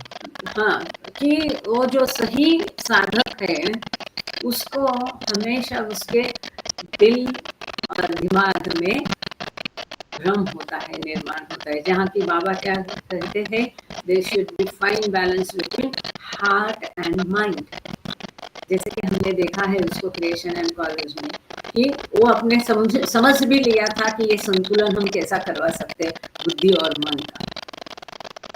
The mind incessantly demands intellectual proof and explanation at every step to accept that truth which ever remains beyond its reach. The heart, intuitively receptive to that same truth, wants to open itself to receive that truth from the source to which it is intuitively guided. क्योंकि वास्तविकता स्वयं इतनी मायावी है, सत्य के किसी भी गंभीर साधक को हृदय और मन के संघर्ष का सामना करना पड़ता है। सभी साधक को ये कॉन्फ्लिक्ट जो है हृदय और मन का, इसका सामना करना पड़ता है। कभी ना कभी किसी कोई सद्भाग्य होगा इसका सामना नहीं करना पड़ता है, ईश्वर की दया से। ये है मन उस सत्य को स्वीकार करने के लिए हर कदम पर निरंतर बौद्धिक प्रमाण और स्पष्टीकरण की मांग करता है, जो हमेशा उसकी पहुंच से परे रहता है। हर कदम पर इसका क्या है, ये कहाँ से, ये बाबा ने दिया था, बाबा की दया से हम लोग ऐसे नहीं है, लेकिन पाश्चात्य लोगों में आपको बहुत दिखाई देगा है, क्योंकि हमारा हृदय हमको साथ देता है तो हम उसको स्वीकृत करते हैं।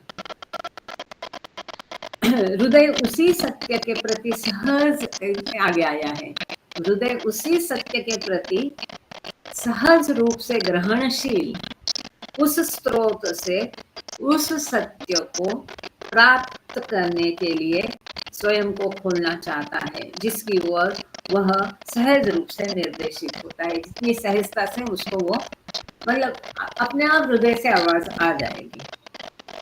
Countless hearts have found their way to such a source in the person of Avatar Meher Baba. Meher Baba's response was and ever remains automatic and spontaneous. All he wants his lovers to do is to love him with all their hearts, irrespective of the machinations and doubts of the mind. As a condition for loving him as he should be loved, Baba insists on absolute obedience to his wish and will. And this is where the mind comes into conflict with the heart once again. The mind begins to question the orders and wishes of the master.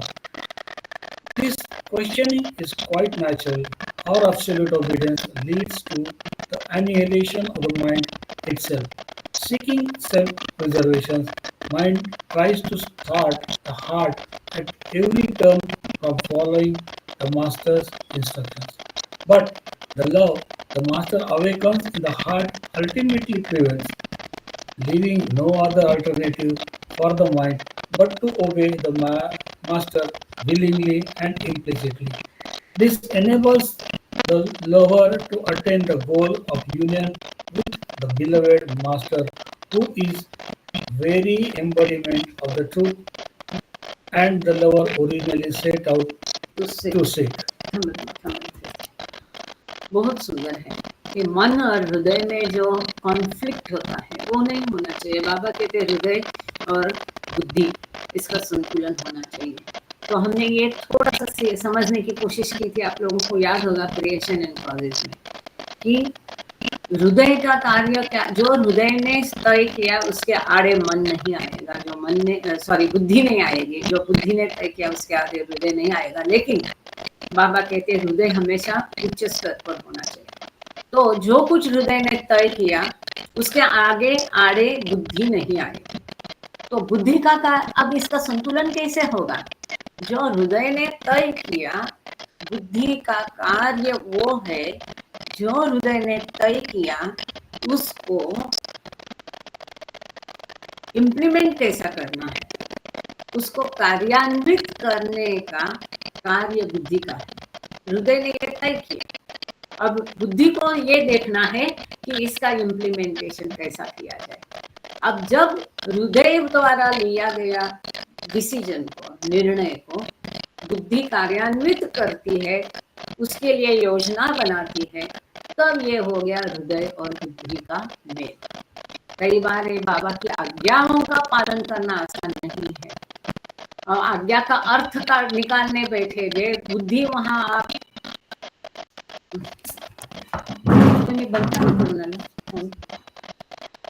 जब हम बाबा की आज्ञा का अर्थ निकालने बैठेंगे तो वो आज्ञा पालन होगा नहीं। वहां बुद्धि का कार्य ही नहीं कि ऐसे क्यों दी या उस आज्ञा को समझना या क्या करना।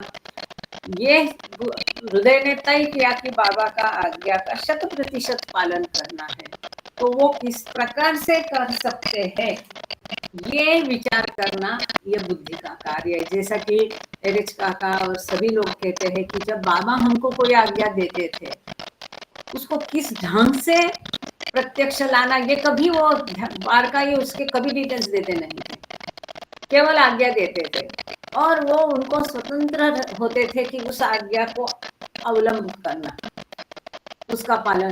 तुमको वो बाबा ने बोला है कि अभी रहने का ठिकाना ढूंढो या उसको मनाओ, फिर तुमको जिस भी तरीके से उसको मनाना है ये तुम्हारे ऊपर निर्भर है, तुम क्या दिमाग लड़ाते, आइडिया लड़ाते, हर एक की क्षमता के ऊपर। इसलिए बाबा के प्रत्येक व्यक्ति की क्षमताएं भिन्न थी। किस कार्य के लिए बाबा जिसकी जो क्षमता है उसी के अनुसार बाबा व्यक्ति ढूंढ के उसी को उस कार्य के लिए भेजते थे। इसको, ये जो पैराग्राफ है इसको एक बार हम पूरा पढ़ लेते हैं हिंदी में एज इट इज, ताकि कोई सेंटेंस, कोई महत्वपूर्ण चीज ना छूटे इसमें। काउंटलेस हर्ट्स, यहाँ से हुआ था ना, because reality itself is to illusion. हमने कहाँ पढ़ा था एक मिनट, काउंटलेस हर्ट्स, एक मिनट पूरा ही पढ़ लेती हूँ, क्योंकि वास्तविकता स्वयं इतनी मायावी है, सत्य के किसी भी गंभीर साधक को हृदय और मन के संघर्ष का सामना करना पड़ता है। मन उस सत्य को स्वीकार करने के लिए हर कदम पर निरंतर बौद्धिक प्रमाण और स्पष्टीकरण की मांग करता है। यह हमारा हो गया था, इसके आगे चलते हैं। Countless hearts have found their way to such a source in the person of, बाबा के पास आने में कितने सारे लोग बाबा के पास आ गए थे, है कि नहीं। जैसे कि हम देखते हैं कई सारे लोग बाबा के पास आ गए थे, अनगिनत, इसलिए उन्होंने अनगिनत शब्द लिखा है ना। अवतार मेहर बाबा के व्यक्तित्व को अनगिनत हृदयों ने ऐसे स्रोत तक अपना मार्ग पाया है, मतलब कई लोगों ने बाबा को अपनाया है, अनगिनत लोगों ने। मेहर बाबा की प्रतिक्रिया उत्स्फूर्त और सहज थी और हमेशा रहेगी। वे बस यही चाहते हैं कि उनके प्रेमी मन की चालों और शंकाओं की परवाह किए बिना पूरे हृदय से उनसे प्रेम करें। ये मन बड़ा शैतान है, कब दिमाग में क्या विचार डालेगा उसका कोई अंदाजा नहीं है। तो हमेशा ये मन जो है अपनी चाल चलता रहता है, तो उसकी सुने बिना, कोई शंका मन में आए बिना हमको बाबा से 100% प्रेम करना है। उनसे वैसा प्रेम करने की शर्त के रूप में जैसा उनसे किया जाना चाहिए, बाबा उनकी इच्छा और मर्जी का पूर्ण पालन करने पर जोर देते हैं। यदि हमको बाबा से पूरा प्रेम करना है, जैसा बाबा से प्रेम करना चाहिए, जिस तरह से प्रेम उनसे करना चाहिए, उस तरह से प्रेम करने के लिए क्या शर्त है मालूम? उनकी आज्ञाओं का 100% पालन करना। अब लोग कहते अब तो बाबा है नहीं, बाबा ने कोई आज्ञाएं दी नहीं। कैसे नहीं दी? कितनी सारी आज्ञाएं समय समय पर बाबा ने बोला, ये करो वो मत करो, ये करो वो मत करो। अच्छे से ध्यान से उनके लिए वो 34 लेक्चर पढ़ो जो क्रिएशन एंड कॉलेज में दिया है। पश्चाताप प्रार्थना देखो, माय विश, बाबा ने स्वयं कहा है ये मेरी इच्छा है, तो उनकी इच्छा मतलब उनकी आज्ञा हो गई, वो प्रमाण होनी चाहिए। उनकी इच्छा हमारी इच्छा होनी चाहिए, है ना। हाउ टू लव गॉड, ये सब आज्ञाएं हैं बाबा की। बाबा ने ये भी कहा है कि मेरा प्रेमी कैसा होना है, उसका जीवन शुद्ध होना है, सात्विक होना है, सरल होना है, दूसरों की सहायता करना है, ईश्वर से प्रेम करना है, ये सब किसने कहा है? इसका 100% पालन करना।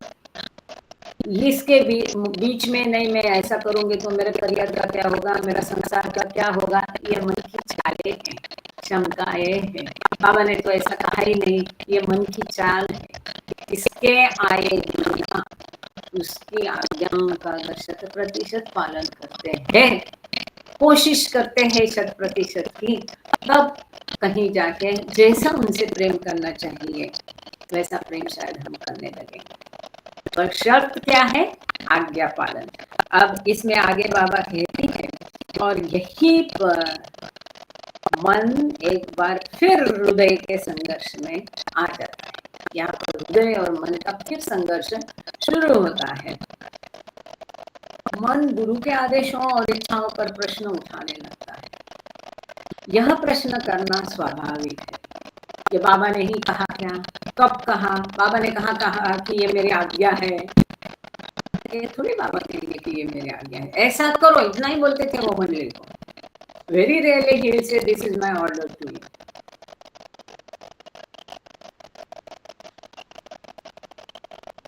यह प्रश्न करना स्वाभाविक है, क्योंकि पूर्ण आज्ञाकारिता स्वयं मन के विनाश की ओर ले जाती है। जब हम 100% आज्ञा पालन करेंगे, वहाँ उनकी आज्ञा मतलब हमारे लिए प्रमाण, उनकी मर्जी हमारी मर्जी, उनकी इच्छा हमारी इच्छा, उनका सुख हमारा सुख, उनका आराम हमारा आराम रहेगा, हमारा दुख का कोई ख्वाहिश ही नहीं रहेगी, जैसे कि मेहरा माई की थी।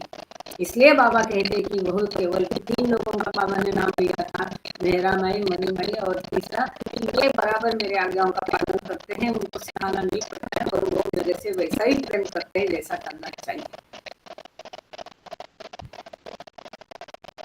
जब हम पूर्ण आज्ञाकारिता करेंगे तो हमारे मन का नाश होगा, हमारे मन की नाश रहेगी, मर्जी नहीं रहेगी, मनमानी नहीं रहेगी। मनमानी रहेगी तो कॉन्फ्लिक्ट रहेगा, फिर बाबा से भी डांट खानी पड़ेगी। मनमानी नहीं रहेगी तो आज्ञा होगी तो मन नाश होगा, मन नाश होगा तो क्या होगा? ईश्वर साक्षात्कार होगा। आत्मरक्षा की चाह में मन हर मोड़ पर हृदय को गुरु के निर्देशों का पालन करने से रोकने की कोशिश करता है,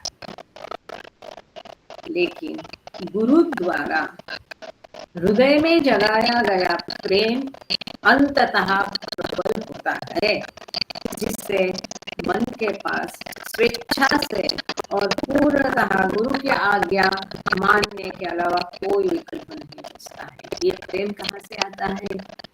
वही हमें प्रदान करता है, उसी की देन है। या आज्ञा पालन की शक्ति कहाँ से आती है? उसी की देन है। तो अंदर से हम प्रबल होते जाते हैं, वैसे वैसे आज्ञाओं का पालन करना जमता, धीरे धीरे होगा, सब एक साथ नहीं होगा, टेंशन नहीं लेने का। इससे प्रेमी अपने प्रियतम गुरु के साथ एकता के लक्ष्य को प्राप्त कर पाता है, जो उस सत्य के साक्षात अवतार है जिसकी खोज प्रेमी ने मूल रूप से की। जब हम 100% आज्ञा पालन करते हैं तो हम उनमें समा जाते हैं। अब आगे का पढ़ते हैं, कोई बात नहीं है। द इम्पोर्टेंस, आगे वो कहते हैं, मेहरवान जसवाला का ये लिखा हुआ है, सुंदर है, पेज नंबर 14, हाँ 14 नंबर का पन्ना है, जिसको देखना है। अगर मैं कभी भूल जाऊं तो आप लोग जरा ध्यान रखें और जो पता है वो आगे डालते रहें। मेहर बाबा, page number 14। The importance of following the master's orders and the way this obedience should be carried out is very beautifully dilated upon in the section of this book concerned with Bhakti Yoga, Adi Yoga. इसी किताब में गुरु के आदेशों का पालन का महत्व क्या है, किस प्रकार से यह आज्ञाकारिता करना है, इसी किताब में जो भक्ति योगा दिया है, या योगा ऑफ डिवोशन, मतलब भक्ति का योग जो दिया है इस चैप्टर में दिया गया है. It will be very interesting to see this chapter. The highest form of this bhakti, Meher Baba explains, page number 297-298, is perform by. आगे दिया है कि किस उच्च भक्ति कैसे की जा सकती, उच्च प्रकार की भक्ति कैसे की जाती है, ये आगे दिया है. और किसी को अभी उत्सुकता है तो अभी भी आप जाके पढ़ सकते. पेज 297-298 दो ही पन्ने हैं, 297-298 में ये दिया है, आप देख सकते हैं. यहाँ पर दिया जो है वो हम पढ़ेंगे. बाबा कहते हैं the one who implicitly obeys the Guru's order down to the minutest details with detail, and who experiences the Guru's wish as his own wish, even if it runs counter to his own mental inclination, even if he dislikes it. कितना सुंदर है.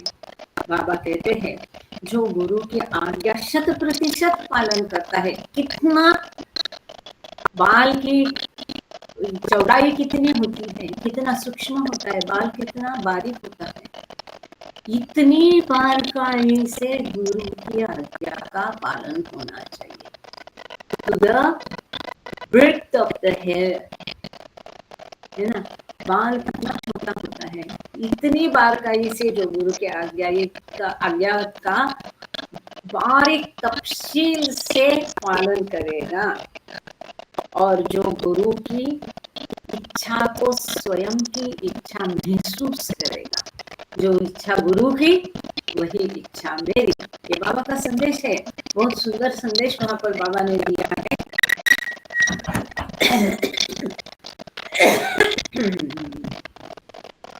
कि जो उनका आराम वही मेरा आराम, जो अभी हमने संक्षेप में देखा था.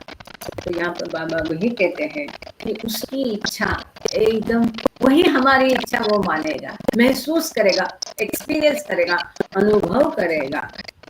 भले ही उसकी स्वयं की इच्छा कुछ और होगी, उसकी मानसिकता कोई और होगी, फिर भी उसकी इच्छा के विरुद्ध वो होगा. उसकी पसंद के विरुद्ध गुरु की इच्छा होके भी वो उस इच्छा को अपनी इच्छा मानेगा. तब ये 100% कार्यता हो सकती है. जो गुरु के आदेश का बाल के बराबर भी सूक्ष्मतम स्तर पूर्णतः पालन करता है, और जो गुरु की इच्छा को अपनी इच्छा मानता है, भले ही वह उसकी मानसिक प्रवृत्ति के विपरीत हो, भले ही वह उसे नापसंद करता. मतलब क्या? मानो एग्जाम्पल, ऐसे कई उदाहरण हैं जिसको हम दे सकते हैं. मानो कि जैसे एलिजाबेथ पैटरसन को सवेरे उठना बिल्कुल पसंद नहीं था, लेकिन बाबा कहते थे कि सवेरे जल्दी 4:30 बजे उठना, 2:30 बजे उठना, 1:30 बजे उठना, तो वो भले नींद में वो गिराती थी, कोशिश करती थी. आपको भले नॉनवेज पसंद नहीं और बाबा कहते कि नॉनवेज खाओ. जैसे एक को बताया था, एक साधु आया था कि मुझे आपके यहाँ रहना है, आपके आज्ञाओं का 100% पालन करूंगा कहा, और ये आज्ञा सुनते ही वो भाग गया. The one, बाबा ये स्पष्ट कर रहे हैं कि उच्च प्रकार की भक्ति को बाबा स्पष्ट कर रहे हैं. उच्च प्रकार की भक्ति में जो गुरु की इच्छा है वही उसकी इच्छा होती है भक्त की. उसकी भली स्वतः की मन पसंद कुछ और हो. आगे बाबा कहते हैं the one who knowing what the Guru's wish and order is does accordingly and simply obeys that order without using his intellect and mind. जो गुरु के आदेशों को और इच्छाओं को उसके अनुसार ही कार्य करता है, जो गुरु के आदेश और इच्छाओं के अनुरूप उसके अनुसार ही कार्य करता है, और वहां पर अपनी बुद्धि और मन का उपयोग नहीं करता है. जब गुरु आदेश देता है तो उनके आदेशों का पालन अपना दिमाग वहाँ लड़ाए बिना, अपना मन की बात वहाँ सुने बिना, जो अपने बुद्धि और मन का उपयोग किए बिना, यहाँ पर बुद्धि भी मन भी, किसी का हृदय भी नहीं, मुझे ऐसा लगा नहीं, हमारा हृदय, हमारा मन, हमारी बुद्धि किसी का भी उपयोग किए बिना जो गुरु के आदेशों का अनुसार ही कार्य करता है, अपने मन की बुद्धि की बिल्कुल सुनता नहीं है और उसकी सुने बिना जो गुरु के आदेशों का पालन करता है, वह उच्च प्रकार की भक्ति है। The one for whom the Guru's wish, the Guru's word, the Guru's least utterance, the Guru's order is all and everything, the whole and sole truth, whatever that word or order may be, even if it runs contrary to his mind's desire, even if it contradicts his wish and what his intellect says.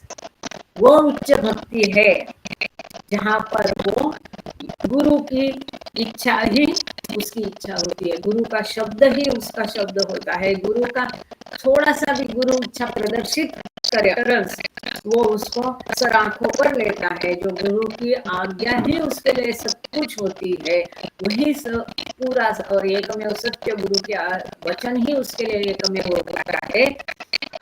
फिर वो जो भी आज्ञा हो, जो भी वचन हो, जिसी भी प्रकार से किया हो, यहाँ तक कि यह आज्ञा और उसकी इच्छा यदि उसके खुद के मन की इच्छा के विपरीत हो, उसकी अपनी इच्छा के विरोधित हो, उसके अपने विष के विरोधित हो, उसके अपने बुद्धि के विपरीत हो, उसके मन के विपरीत हो, फिर भी वो गुरु की ही इच्छा प्रमाण मानकर जो चलता है, वह उच्च प्रकार की भक्ति है।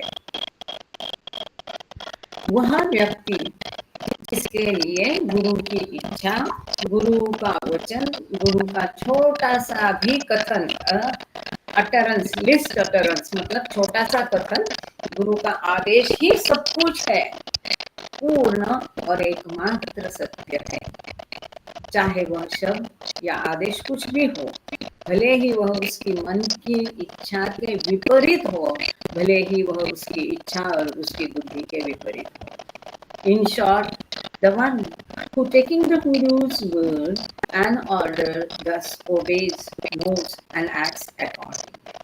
संक्षेप में जो गुरु के वचन और आदेश को इस प्रकार से समझ लेता है, ग्रहण करता है, स्वीकृत करता है और उसका पालन करता है और उसको जानता भी है और उसी के अनुसार कार्य करता है, वह उच्च भक्ति करता है। Meher Baba's own disciples took Meher Baba to be a guru in this sense. बाबा के जो अपने शिष्य थे, उन्होंने इसी प्रकार से बाबा को लिया था। बाबा की आज्ञा का पालन नहीं करते थे, उनको वहाँ थारा नहीं था। What this passage describes, therefore, is the kind of relationship and environment out of which the substance and material of this book arose. तो यहाँ पर क्या कहा है?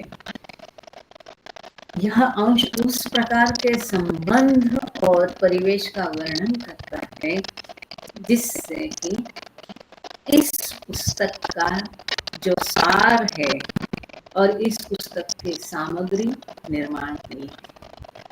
The reason that obedience to the master assumes such supreme importance in the inner life is that the ordinary aspirant has no idea what spirituality is. तो आज्ञा पालन को आंतरिक जीवन में, आध्यात्मिक जीवन में इतना महत्व क्यों दिया है? वो इसलिए इतना सर्वोच्च महत्व गुरु आज्ञा को दिया है क्योंकि सामान्य साधक को, सामान्य मनुष्य को सच्ची आध्यात्मिकता क्या है ये पता ही नहीं होता है, मालूम ही नहीं होता। हमें क्या मालूम सच्ची आध्यात्मिकता क्या है? आज भी संसार में अगल बगल में, अड़ोस पड़ोस में आंख खोल कर देखो,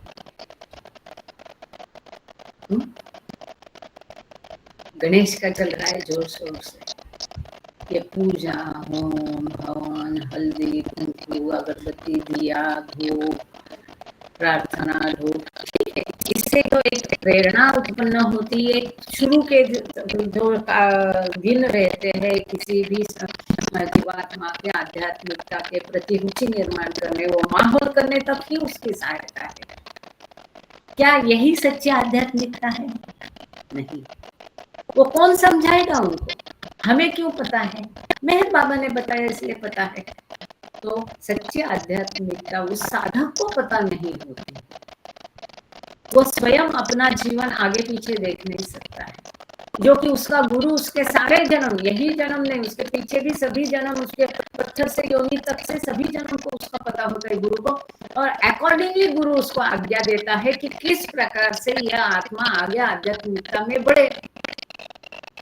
इसलिए गुरु की आज्ञा को महत्व है, क्योंकि हमें तो पता नहीं है हम किस तरह से आगे बढ़ पाएंगे। The master, who is one with the truth, knows the ins and outs of the spiritual path with all its pitfalls, whereas the aspirants' ideas are usually conditioned by fixed concepts, religious dogmas, and strict adherence to rites and rituals and ceremonies. वो जो गुरु है उसको वास्तविक सत्य क्या है, वास्तविक आध्यात्मिक पद क्या है, इसके कौन से धोखे हैं, और ये सबका पता होता है। लेकिन जो साधारण साधक है वो कैसा जाता है? ये धर्म संहिता, जो पक्के बनाए नियम कायदे, कर्मकांड, रिचुअल, उत्साह, इसी में फंसा रहता है। उसको सच्ची आध्यात्मिकता पता नहीं होती है। Meher Baba declared that his mission was not to establish any new religion whose own rites, rituals and ceremonies would only bind and encumber the spirit. बाबा ने स्पष्ट किया कि मैं किसी भी धर्म और कोई क्लब की कोई इसकी स्थापना करने के लिए आया नहीं हूँ, कोई भी धर्म स्थापित करने के लिए मैं आया नहीं हूँ। मेरा वो कार्य नहीं, मेरा वो मिशन नहीं है। जहाँ की कोई भी धर्म की स्थापना करने से उसके जो रिचुअल्स है, कर्मकांड है, उसके नियम है, उसके उत्साह है, सेरेमनी है, राइट्स एंड रिचुअल्स, इससे क्या होता है? वो आत्मा उसी बंधनों में जकड़ता है। Can you imagine? प्रार्थना, पूजा, अर्चा, होम, हवन, ये भी बंधन निर्माण करते हैं, बहुत कड़क बंधन निर्माण करते हैं। और बाबा इसीलिए आग्रह करते हैं कि ये करने की आपको आवश्यकता नहीं है और अधिक के नए बंधन निर्माण मत करो। पर ये मत करो तो बाबा ने जो करने को कहा है वो तो करो। कई लोग हैं सहूलियत पाते हैं, ना ईद के ना उद के, वो भी नहीं करते, ये भी नहीं करते। ऐसा नहीं करते। Rather, it was to untie all religions like weeds on one tree. तो बाबा कहते हैं सभी धर्मों को एक धागे में मोती की तरह उनको पिरोने के लिए वो आए, जिसकी आज बहुत आवश्यकता है। उनका एकमात्र उद्देश्य है सभी धर्मों को मोतियों की तरह एक धागे में पिरोना है। Essence of all existing world's religions. आज विश्व में जितने धर्म अस्तित्व में है उनका असली सार क्या है वो भी उन्होंने बताया, which was love for God and all fellow beings. उसका एक ही सार है कि हमारे जो साथी है, फेलो बीइंग्स है, अड़ोस पड़ोस साथ में रहने वाले, ऑफिस में साथ काम करने वाले, रिश्तेदार, नाते संबंध जो भी है, इन सबसे प्रेम करो और ईश्वर से प्रेम करो। यही सब धर्मों का सार है। किसी भी धर्म ने ये आज जो बाबा हमेशा कहते हैं कि आज कोई भी धर्म उसके मूल रूप में अस्तित्व में नहीं है, तो कौन से धर्म का आप पालन करोगे? कौन से शरीयत का पालन? बाबा कहते कड़ाई से किसी शरीयत का पालन करके भी आप ये कुछ हद तक आगे जा सकते हैं, लेकिन ये लंबा रास्ता है, कठिनाई है, और आप 100% पालन कर ही नहीं सकते किसी शरीयत का। और बाबा आगे बोलते कौन सी शरीयत का पालन करोगे? कोई भी धर्म अपने मूल रूप में है नहीं। सब धर्मों का सार एक ही है, सबसे प्रेम करो, ईश्वर से प्रेम करो। He sought to establish among his followers unity in diversity. by making them aware of the true oneness of all existence. उन्होंने अपने सभी फॉलोअर्स को, प्रेमियों को, शिष्यों को यही सिखाया, यूनिटी इन डाइवर्सिटी। बाबा के अपने पास शिष्य देखो, हर धर्म जात पंथ के, विभिन्न धर्म जात पंथ के लोग थे। हमेशा उनमें एकता भाईचारा प्रस्थापित करने की पापा ने कोशिश की, और सभी जो है अपने अनुयायियों को समस्त विश्व की अस्तित्व, जो विश्व का अस्तित्व है उसके क्या वननेस, हमेशा बाबा ने क्या कहा है, you and I are not, you and I are not we but one. ये भिन्नत्व को नष्ट करने का आग्रह किया, एकत्व का प्रिंसिपल का आग्रह किया कि किसी में भेद नहीं है, भिन्न नहीं है, सब एक है। हम भिन्न समझते, यही हमारा अज्ञान है, और इसी अज्ञान से जागरूक करने के लिए वो आए हैं। So he sought to establish among his followers unity in diversity by making them aware of the true oneness of the existence. पूरे विश्व का अस्तित्व का जो एकता है वो अपने शिष्यों में प्रस्थापित करने की उन्होंने, उसका बोध करने के, उसको रियलाइज करने की उन्होंने कोशिश की है, और ये विविधता में एकता प्रस्थापित करने का प्रयास किया है। He declared, I have come to sow the seed of love in your hearts, so that in spite of all superficial diversity that your life in illusion must experience and endure, the feeling of oneness through love is brought amongst all nations, creeds, sects and castes of the world. उन्होंने कहा, I have come to sow the seed of love in your heart. आपके हृदय में प्रेम का बीज का प्रत्यारोपण करने के लिए मैं आया हूँ। ये घोषणा उन्होंने की है, ताकि आपका जो सभी विविधता है उसमें ये जो व्याप्त किया है, इसके सभी विश्व के धर्म है, पंथ है, संप्रदाय है, राष्ट्र है, जातियां है, इनमें एकता की भावना जागृत हो, इसके लिए उन्होंने प्रयास किए।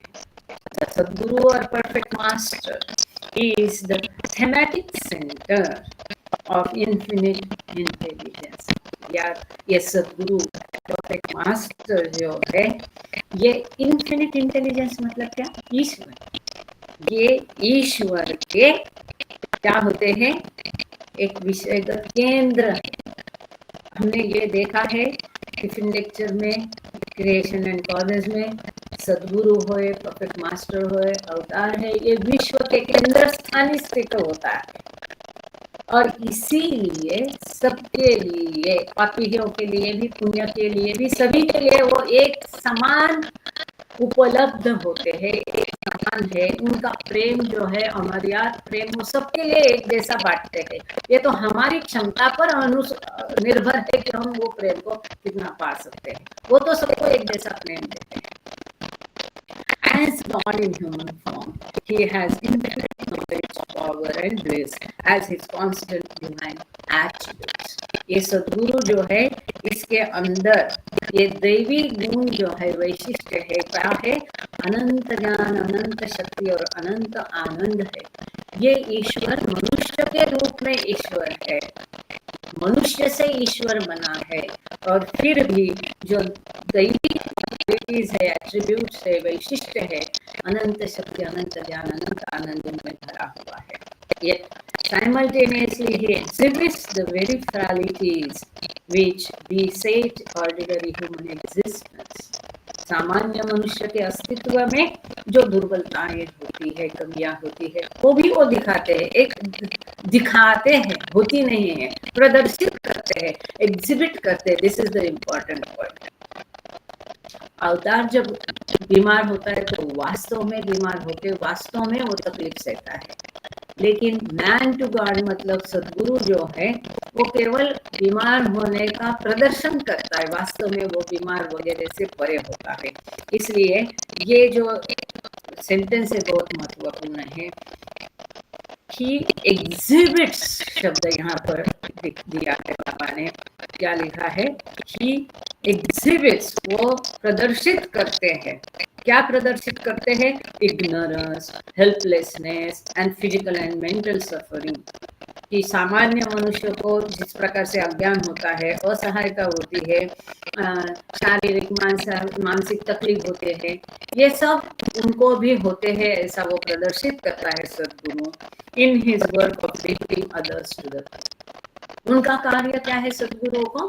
बाकियों को सत्य की तरफ ऊंचे उठाना है, सत्य की तरफ लेके जाना है। ये कार्य करते हुए सामान्य वास्तविक गुण में अनंत शक्ति, अनंत ज्ञान, अनंत आनंद है, जो ईश्वर की सारे वैशिष्ट्य है। लेकिन फिर भी जब मनुष्य के लिए कार्य करते मनुष्य देह में, तो जैसा सामान्य मनुष्य इन सबसे परेशान होता है, वैसे वो स्वयं भी ये मानसिक कष्ट, शारीरिक कष्ट को प्रदर्शित करते हैं। सो एग्जिबिट्स प्रदर्शित करते हैं। This is important. Meher Baba declared that he took upon himself the burden of universal suffering in order to perform his God-ordained duty of universal spiritual salvation. बाबा कहते हैं कि उनका जो ड्यूटी है उनकी तरफ पूरे विश्व को एक आध्यात्मिक उत्थान देने के लिए, इस कार्य के लिए पूरे विश्व की यातना ये स्वयं पर लेते हैं। And yet, despite his infinite suffering, Baba gave only love in return. वास्तव में पूरे विश्व की यातना वो लेते हैं अपने ऊपर। क्यों? कैसे? बाबा कहते हैं, अवतार का सही मायने में अर्थ आप कभी नहीं समझ सकते। जब ईश्वर अवतार मनुष्य देह में आता है, तो इस विश्व के सभी जीवों का जीवन वो जीता। This is important. यदि वो सभी जीवों का जीवन जीता है, तो सभी जीवों का कष्ट वो अपने ऊपर लेता है। सभी जीवों को, पूरे विश्व को उनको एक आध्यात्मिक धक्का देना पड़ता है, आगे बढ़ाना होता है। मतलब उनके उतने संस्कार कम करने हैं। वो कब होंगे? इसके लिए उनके कष्ट वो अपने ऊपर लेते हैं। इतनी पूरे विश्व के कष्ट को झेलता है, मतलब कितना महान कष्ट उनका, अनंत सफरिंग है उनके, हम कल्पना भी नहीं कर सकते। लेकिन उनका जो कार्य है इस विश्व के प्रति सबको आध्यात्मिक उत्थान करना, आध्यात्मिक एक पुश देना, आगे बढ़ाना है, उसके लिए ये पूरे विश्व का सफरिंग अपने ऊपर ले लेते हैं। उसके बदले में पूरा विश्व उनको यात्रा करता है, पूरे विश्व की यातनाएं अपने ऊपर ओढ़ लेते हैं, है ना? लेकिन फिर भी बदले में वो केवल प्रेम ही देते हैं। क्या देते हैं? प्रेम देते हैं। व्यवहार में हम क्या देखते हैं? किसी ने हारे किया तो कार्य करता है, एक थप्पड़ मारा तो दूसरा थप्पड़ मारे। लेकिन ऐसा नहीं, हमारी यातनाएं वो अपने ऊपर लेते हैं और फिर भी उसके बावजूद वो हमें केवल प्रेम ही देते हैं। He demonstrated by example a life of continuous outpouring of divine love. सतत एक दैवी प्रेम बहता था। दैवी प्रेम का जीवन का उन्होंने एक जीता जाता उदाहरण हमारे पास सामने प्रस्तुत किया है। And self sacrifice for one and all, हर एक के लिए और सभी के लिए स्वयं का त्याग करना, स्वयं को पूरा दे देना, कितना कष्ट देता है बाबा के इस शरीर में, हम उसको सोच भी नहीं सकते हैं। एक यात्रा पूरी नहीं होगी, कभी वो रुकते नहीं थे, कभी कोई कभी रुके हैं, आराम किया, ऐसा कभी नहीं है। हमेशा काम काम काम। So many who came into Baba's vibrant presence bear witness to the overpouring purity and bliss that radiated from his being. जितने भी बाबा के संपर्क में आए, मौजूदगी में भी, भौतिक मौजूदगी में आए, उन सब ने यह अनुभव किया कि कैसा बहुत प्रेम बाबा से बहता था, क्या शुद्धता थी, क्या मासूमियत थी, क्या प्योरिटी थी, क्या आनंद था। ये शब्द भी फीके हैं।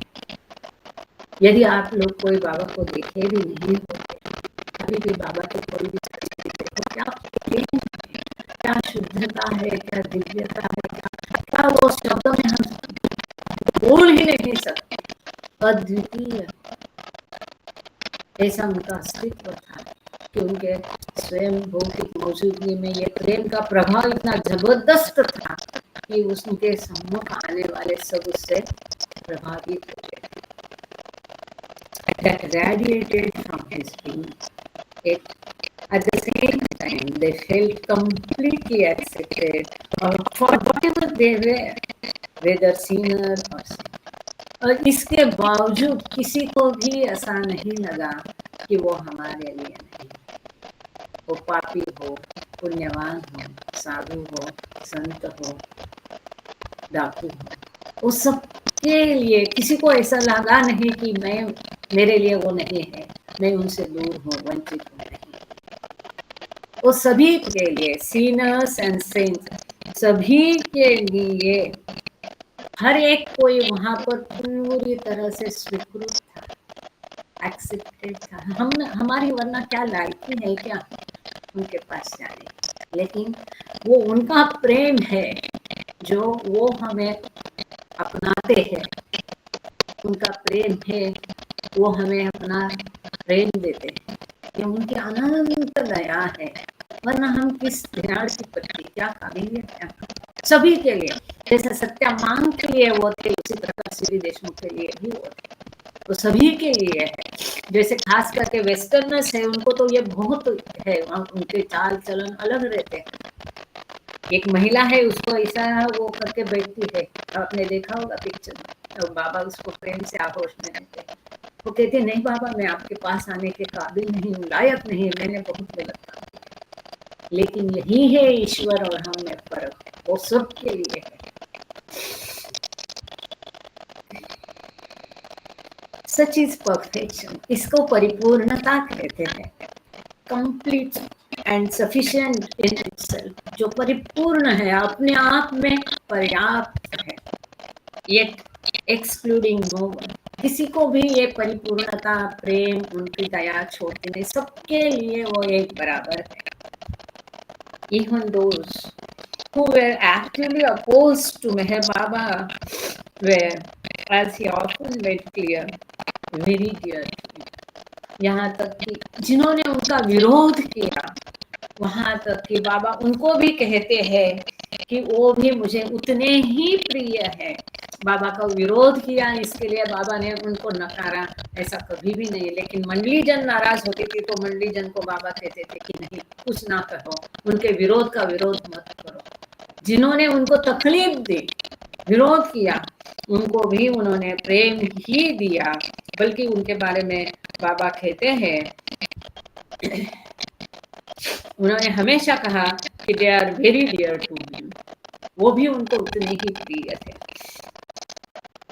In their very opposition, he said, they were instrumental in making others aware of him, thus bringing them the supreme benefit of his association. बाबा ने कहा, इस प्रकार का विरोध के माध्यम से भी दूसरों को बाबा के सान्निध्य लाने में वो सहायकारी थे, इंस्ट्रूमेंटल थे, और इस प्रकार से तो बाबा के सान्निध्य का, बाबा का नाम और उन तक पहुंचाने में वो एक इंस्ट्रूमेंटल थे, और इस प्रकार से एक सुप्रीम बेनिफिट था, उनका लाभ था। In this way, his life on earth was and continues to be a source of unmixed blessing for all. इस प्रकार से उनका स्वयं का, बाबा का इस भूतल पर जीवन ही ऐसा था, पूरा प्रेम, शुद्धता, एनर्जी, एक मार्ग था, सोर्स था, एक साधन था, सबके लिए आशीर्वाद का, अनमिक्स विशुद्ध आशीर्वाद का उनका जीवन एक सभी के लिए साधन था। मेहर बाबा would remind those close to him time and again that he alone did his own work of awakening humanity to the reality of God and to the recognition of his presence on earth. हमेशा बाबा ये कहते थे कि उनका स्वयं का कार्य करने के लिए वो स्वयं ही पर्याप्त है कि लोगों के हृदयों में, मानवता के हृदय, मानवता को ईश्वर के लिए वास्तवता के लिए, ईश्वर की वास्तविकता के लिए जागरूक करने के लिए वो स्वयं ही अपना कार्य करते हैं। Nonetheless, he allowed them to share in his work by spreading his name far and wide. वो स्वयं कहते थे कि मेरा कार्य मैं खुद कर सकता हूँ, फिर भी उसके बावजूद उन्होंने कईयों को यह अनुमति दी कि उनका नाम सुदूर पहुंचाने के लिए, उनका कार्य सुदूर पहुंचाने के कार्य में, उनका नाम सुदूर पहुंचाने के कार्य में उनको सम्मिलित होने की उन्होंने अनुमति दे दी, saying that their work was only to bring his name to the ears of people. ये कहते कि उनका कार्य केवल लोगों के कानों तक मेरा नाम पहुंचाना है, while his was to bring his name from the ears to the heart. आपका कार्य केवल मेरा नाम उनके कानों तक पहुंचाना है, फिर उनके कानों से मेरा नाम हृदय तक पहुंचाने का कार्य मैं करूंगा, ये बाबा कहते थे. This is very important. This duty of establishing himself in the hearts of people, he discharged unceasingly from the commencement of his ministry in 1922 to the day he dropped his beautiful physical form on 31st January 1969. ये जो उनका कार्य था, उनकी duty थी कि स्वयं को लोगों के हृदयों में खुद को प्रस्थापित करने का ये कार्य अथक रूप से उन्होंने अपने कार्यकाल में 1922 से लेकर 31 जनवरी 1969 तक बिना थके बिना रुके किया, जब तक कि उन्होंने अपना सुंदर भौतिक शरीर रख नहीं दिया, तब तक उन्होंने ये कार्य किया. It was a life of mastery service. सेवकाई में प्रभुता का ये जीवन था, in which he took upon himself the infinite sanskaric burden of creation in order to mitigate the suffering of all. इस कार्य में उन्होंने इस विश्व की अनंत संस्कार का बोझ अपने ऊपर लिया ताकि उनकी उस विश्व की यातनाएं कम हो सके. Until the very last, Mehar Baba lived the life of a true फकीर. अंत तक बाबा ने एक वास्तविक फकीरी का जीवन जिया. One who possesses nothing yet can claim the entire creation as जो कि उनका खुद का कुछ भी उनका संपदा नहीं थी और फिर भी पूरा विश्व उनका था. Not only did he himself lead a life of utmost physical hardship and privation, but he required the same of his disciples. वो ये नहीं है कि केवल उन्होंने ही बहुत कठिनाइयों का और कष्ट का जीवन जिया, पर वो अपने शिष्यों से भी यही उम्मीद करते हैं. This is very important. With infinite patience, he inculcated in them love, purity, and sense of true direction that would not be tempted to try shortcuts or indulge in sensationalism. अपने शिष्यों ने किस प्रकार का जीवन जीना है, तो इसी प्रकार का अथक कष्ट वो अपने शिष्यों से भी चाहते थे. अमर्याद धीरज, इन्फिनिट पेशेंस, और उनमें एक शुद्धता होना चाहिए, प्रेम होना चाहिए. मेरे प्रेमियों ने कैसा जीवन जीना है, इसके बारे में बाबा कहते हैं कि एक विशुद्ध चरित्र उनका होना चाहिए, शुद्ध चरित्र होना है, प्रेम का जीवन जीना चाहिए, और कोई भी शॉर्टकट्स वहां पर उनको अपनाना नहीं है. He set forth before them an exalted goal, beautifully conceptualized in his own word. किस प्रकार का जीवन वो जिए, इसका बाबा ने स्वयं अपने शब्दों में दिया है. To penetrate into the essence of all being and significance, and to release the fragrance of that inner attainment for the guidance and benefit of others. By expressing in the word of forms, truth, love, purity, and beauty, this is the sole game that has intrinsic and absolute worth. All other happenings, incidents, and attainments in themselves can have no lasting importance. तो यहाँ पर बहुत सुंदर ये एक बाबा का खुद का शब्दों में एक बात कही है कि थोड़ा सा पहले का भी हम पढ़ के है इसको हिंदी में, ताकि हम जितना समय है उसमें ये समा सके।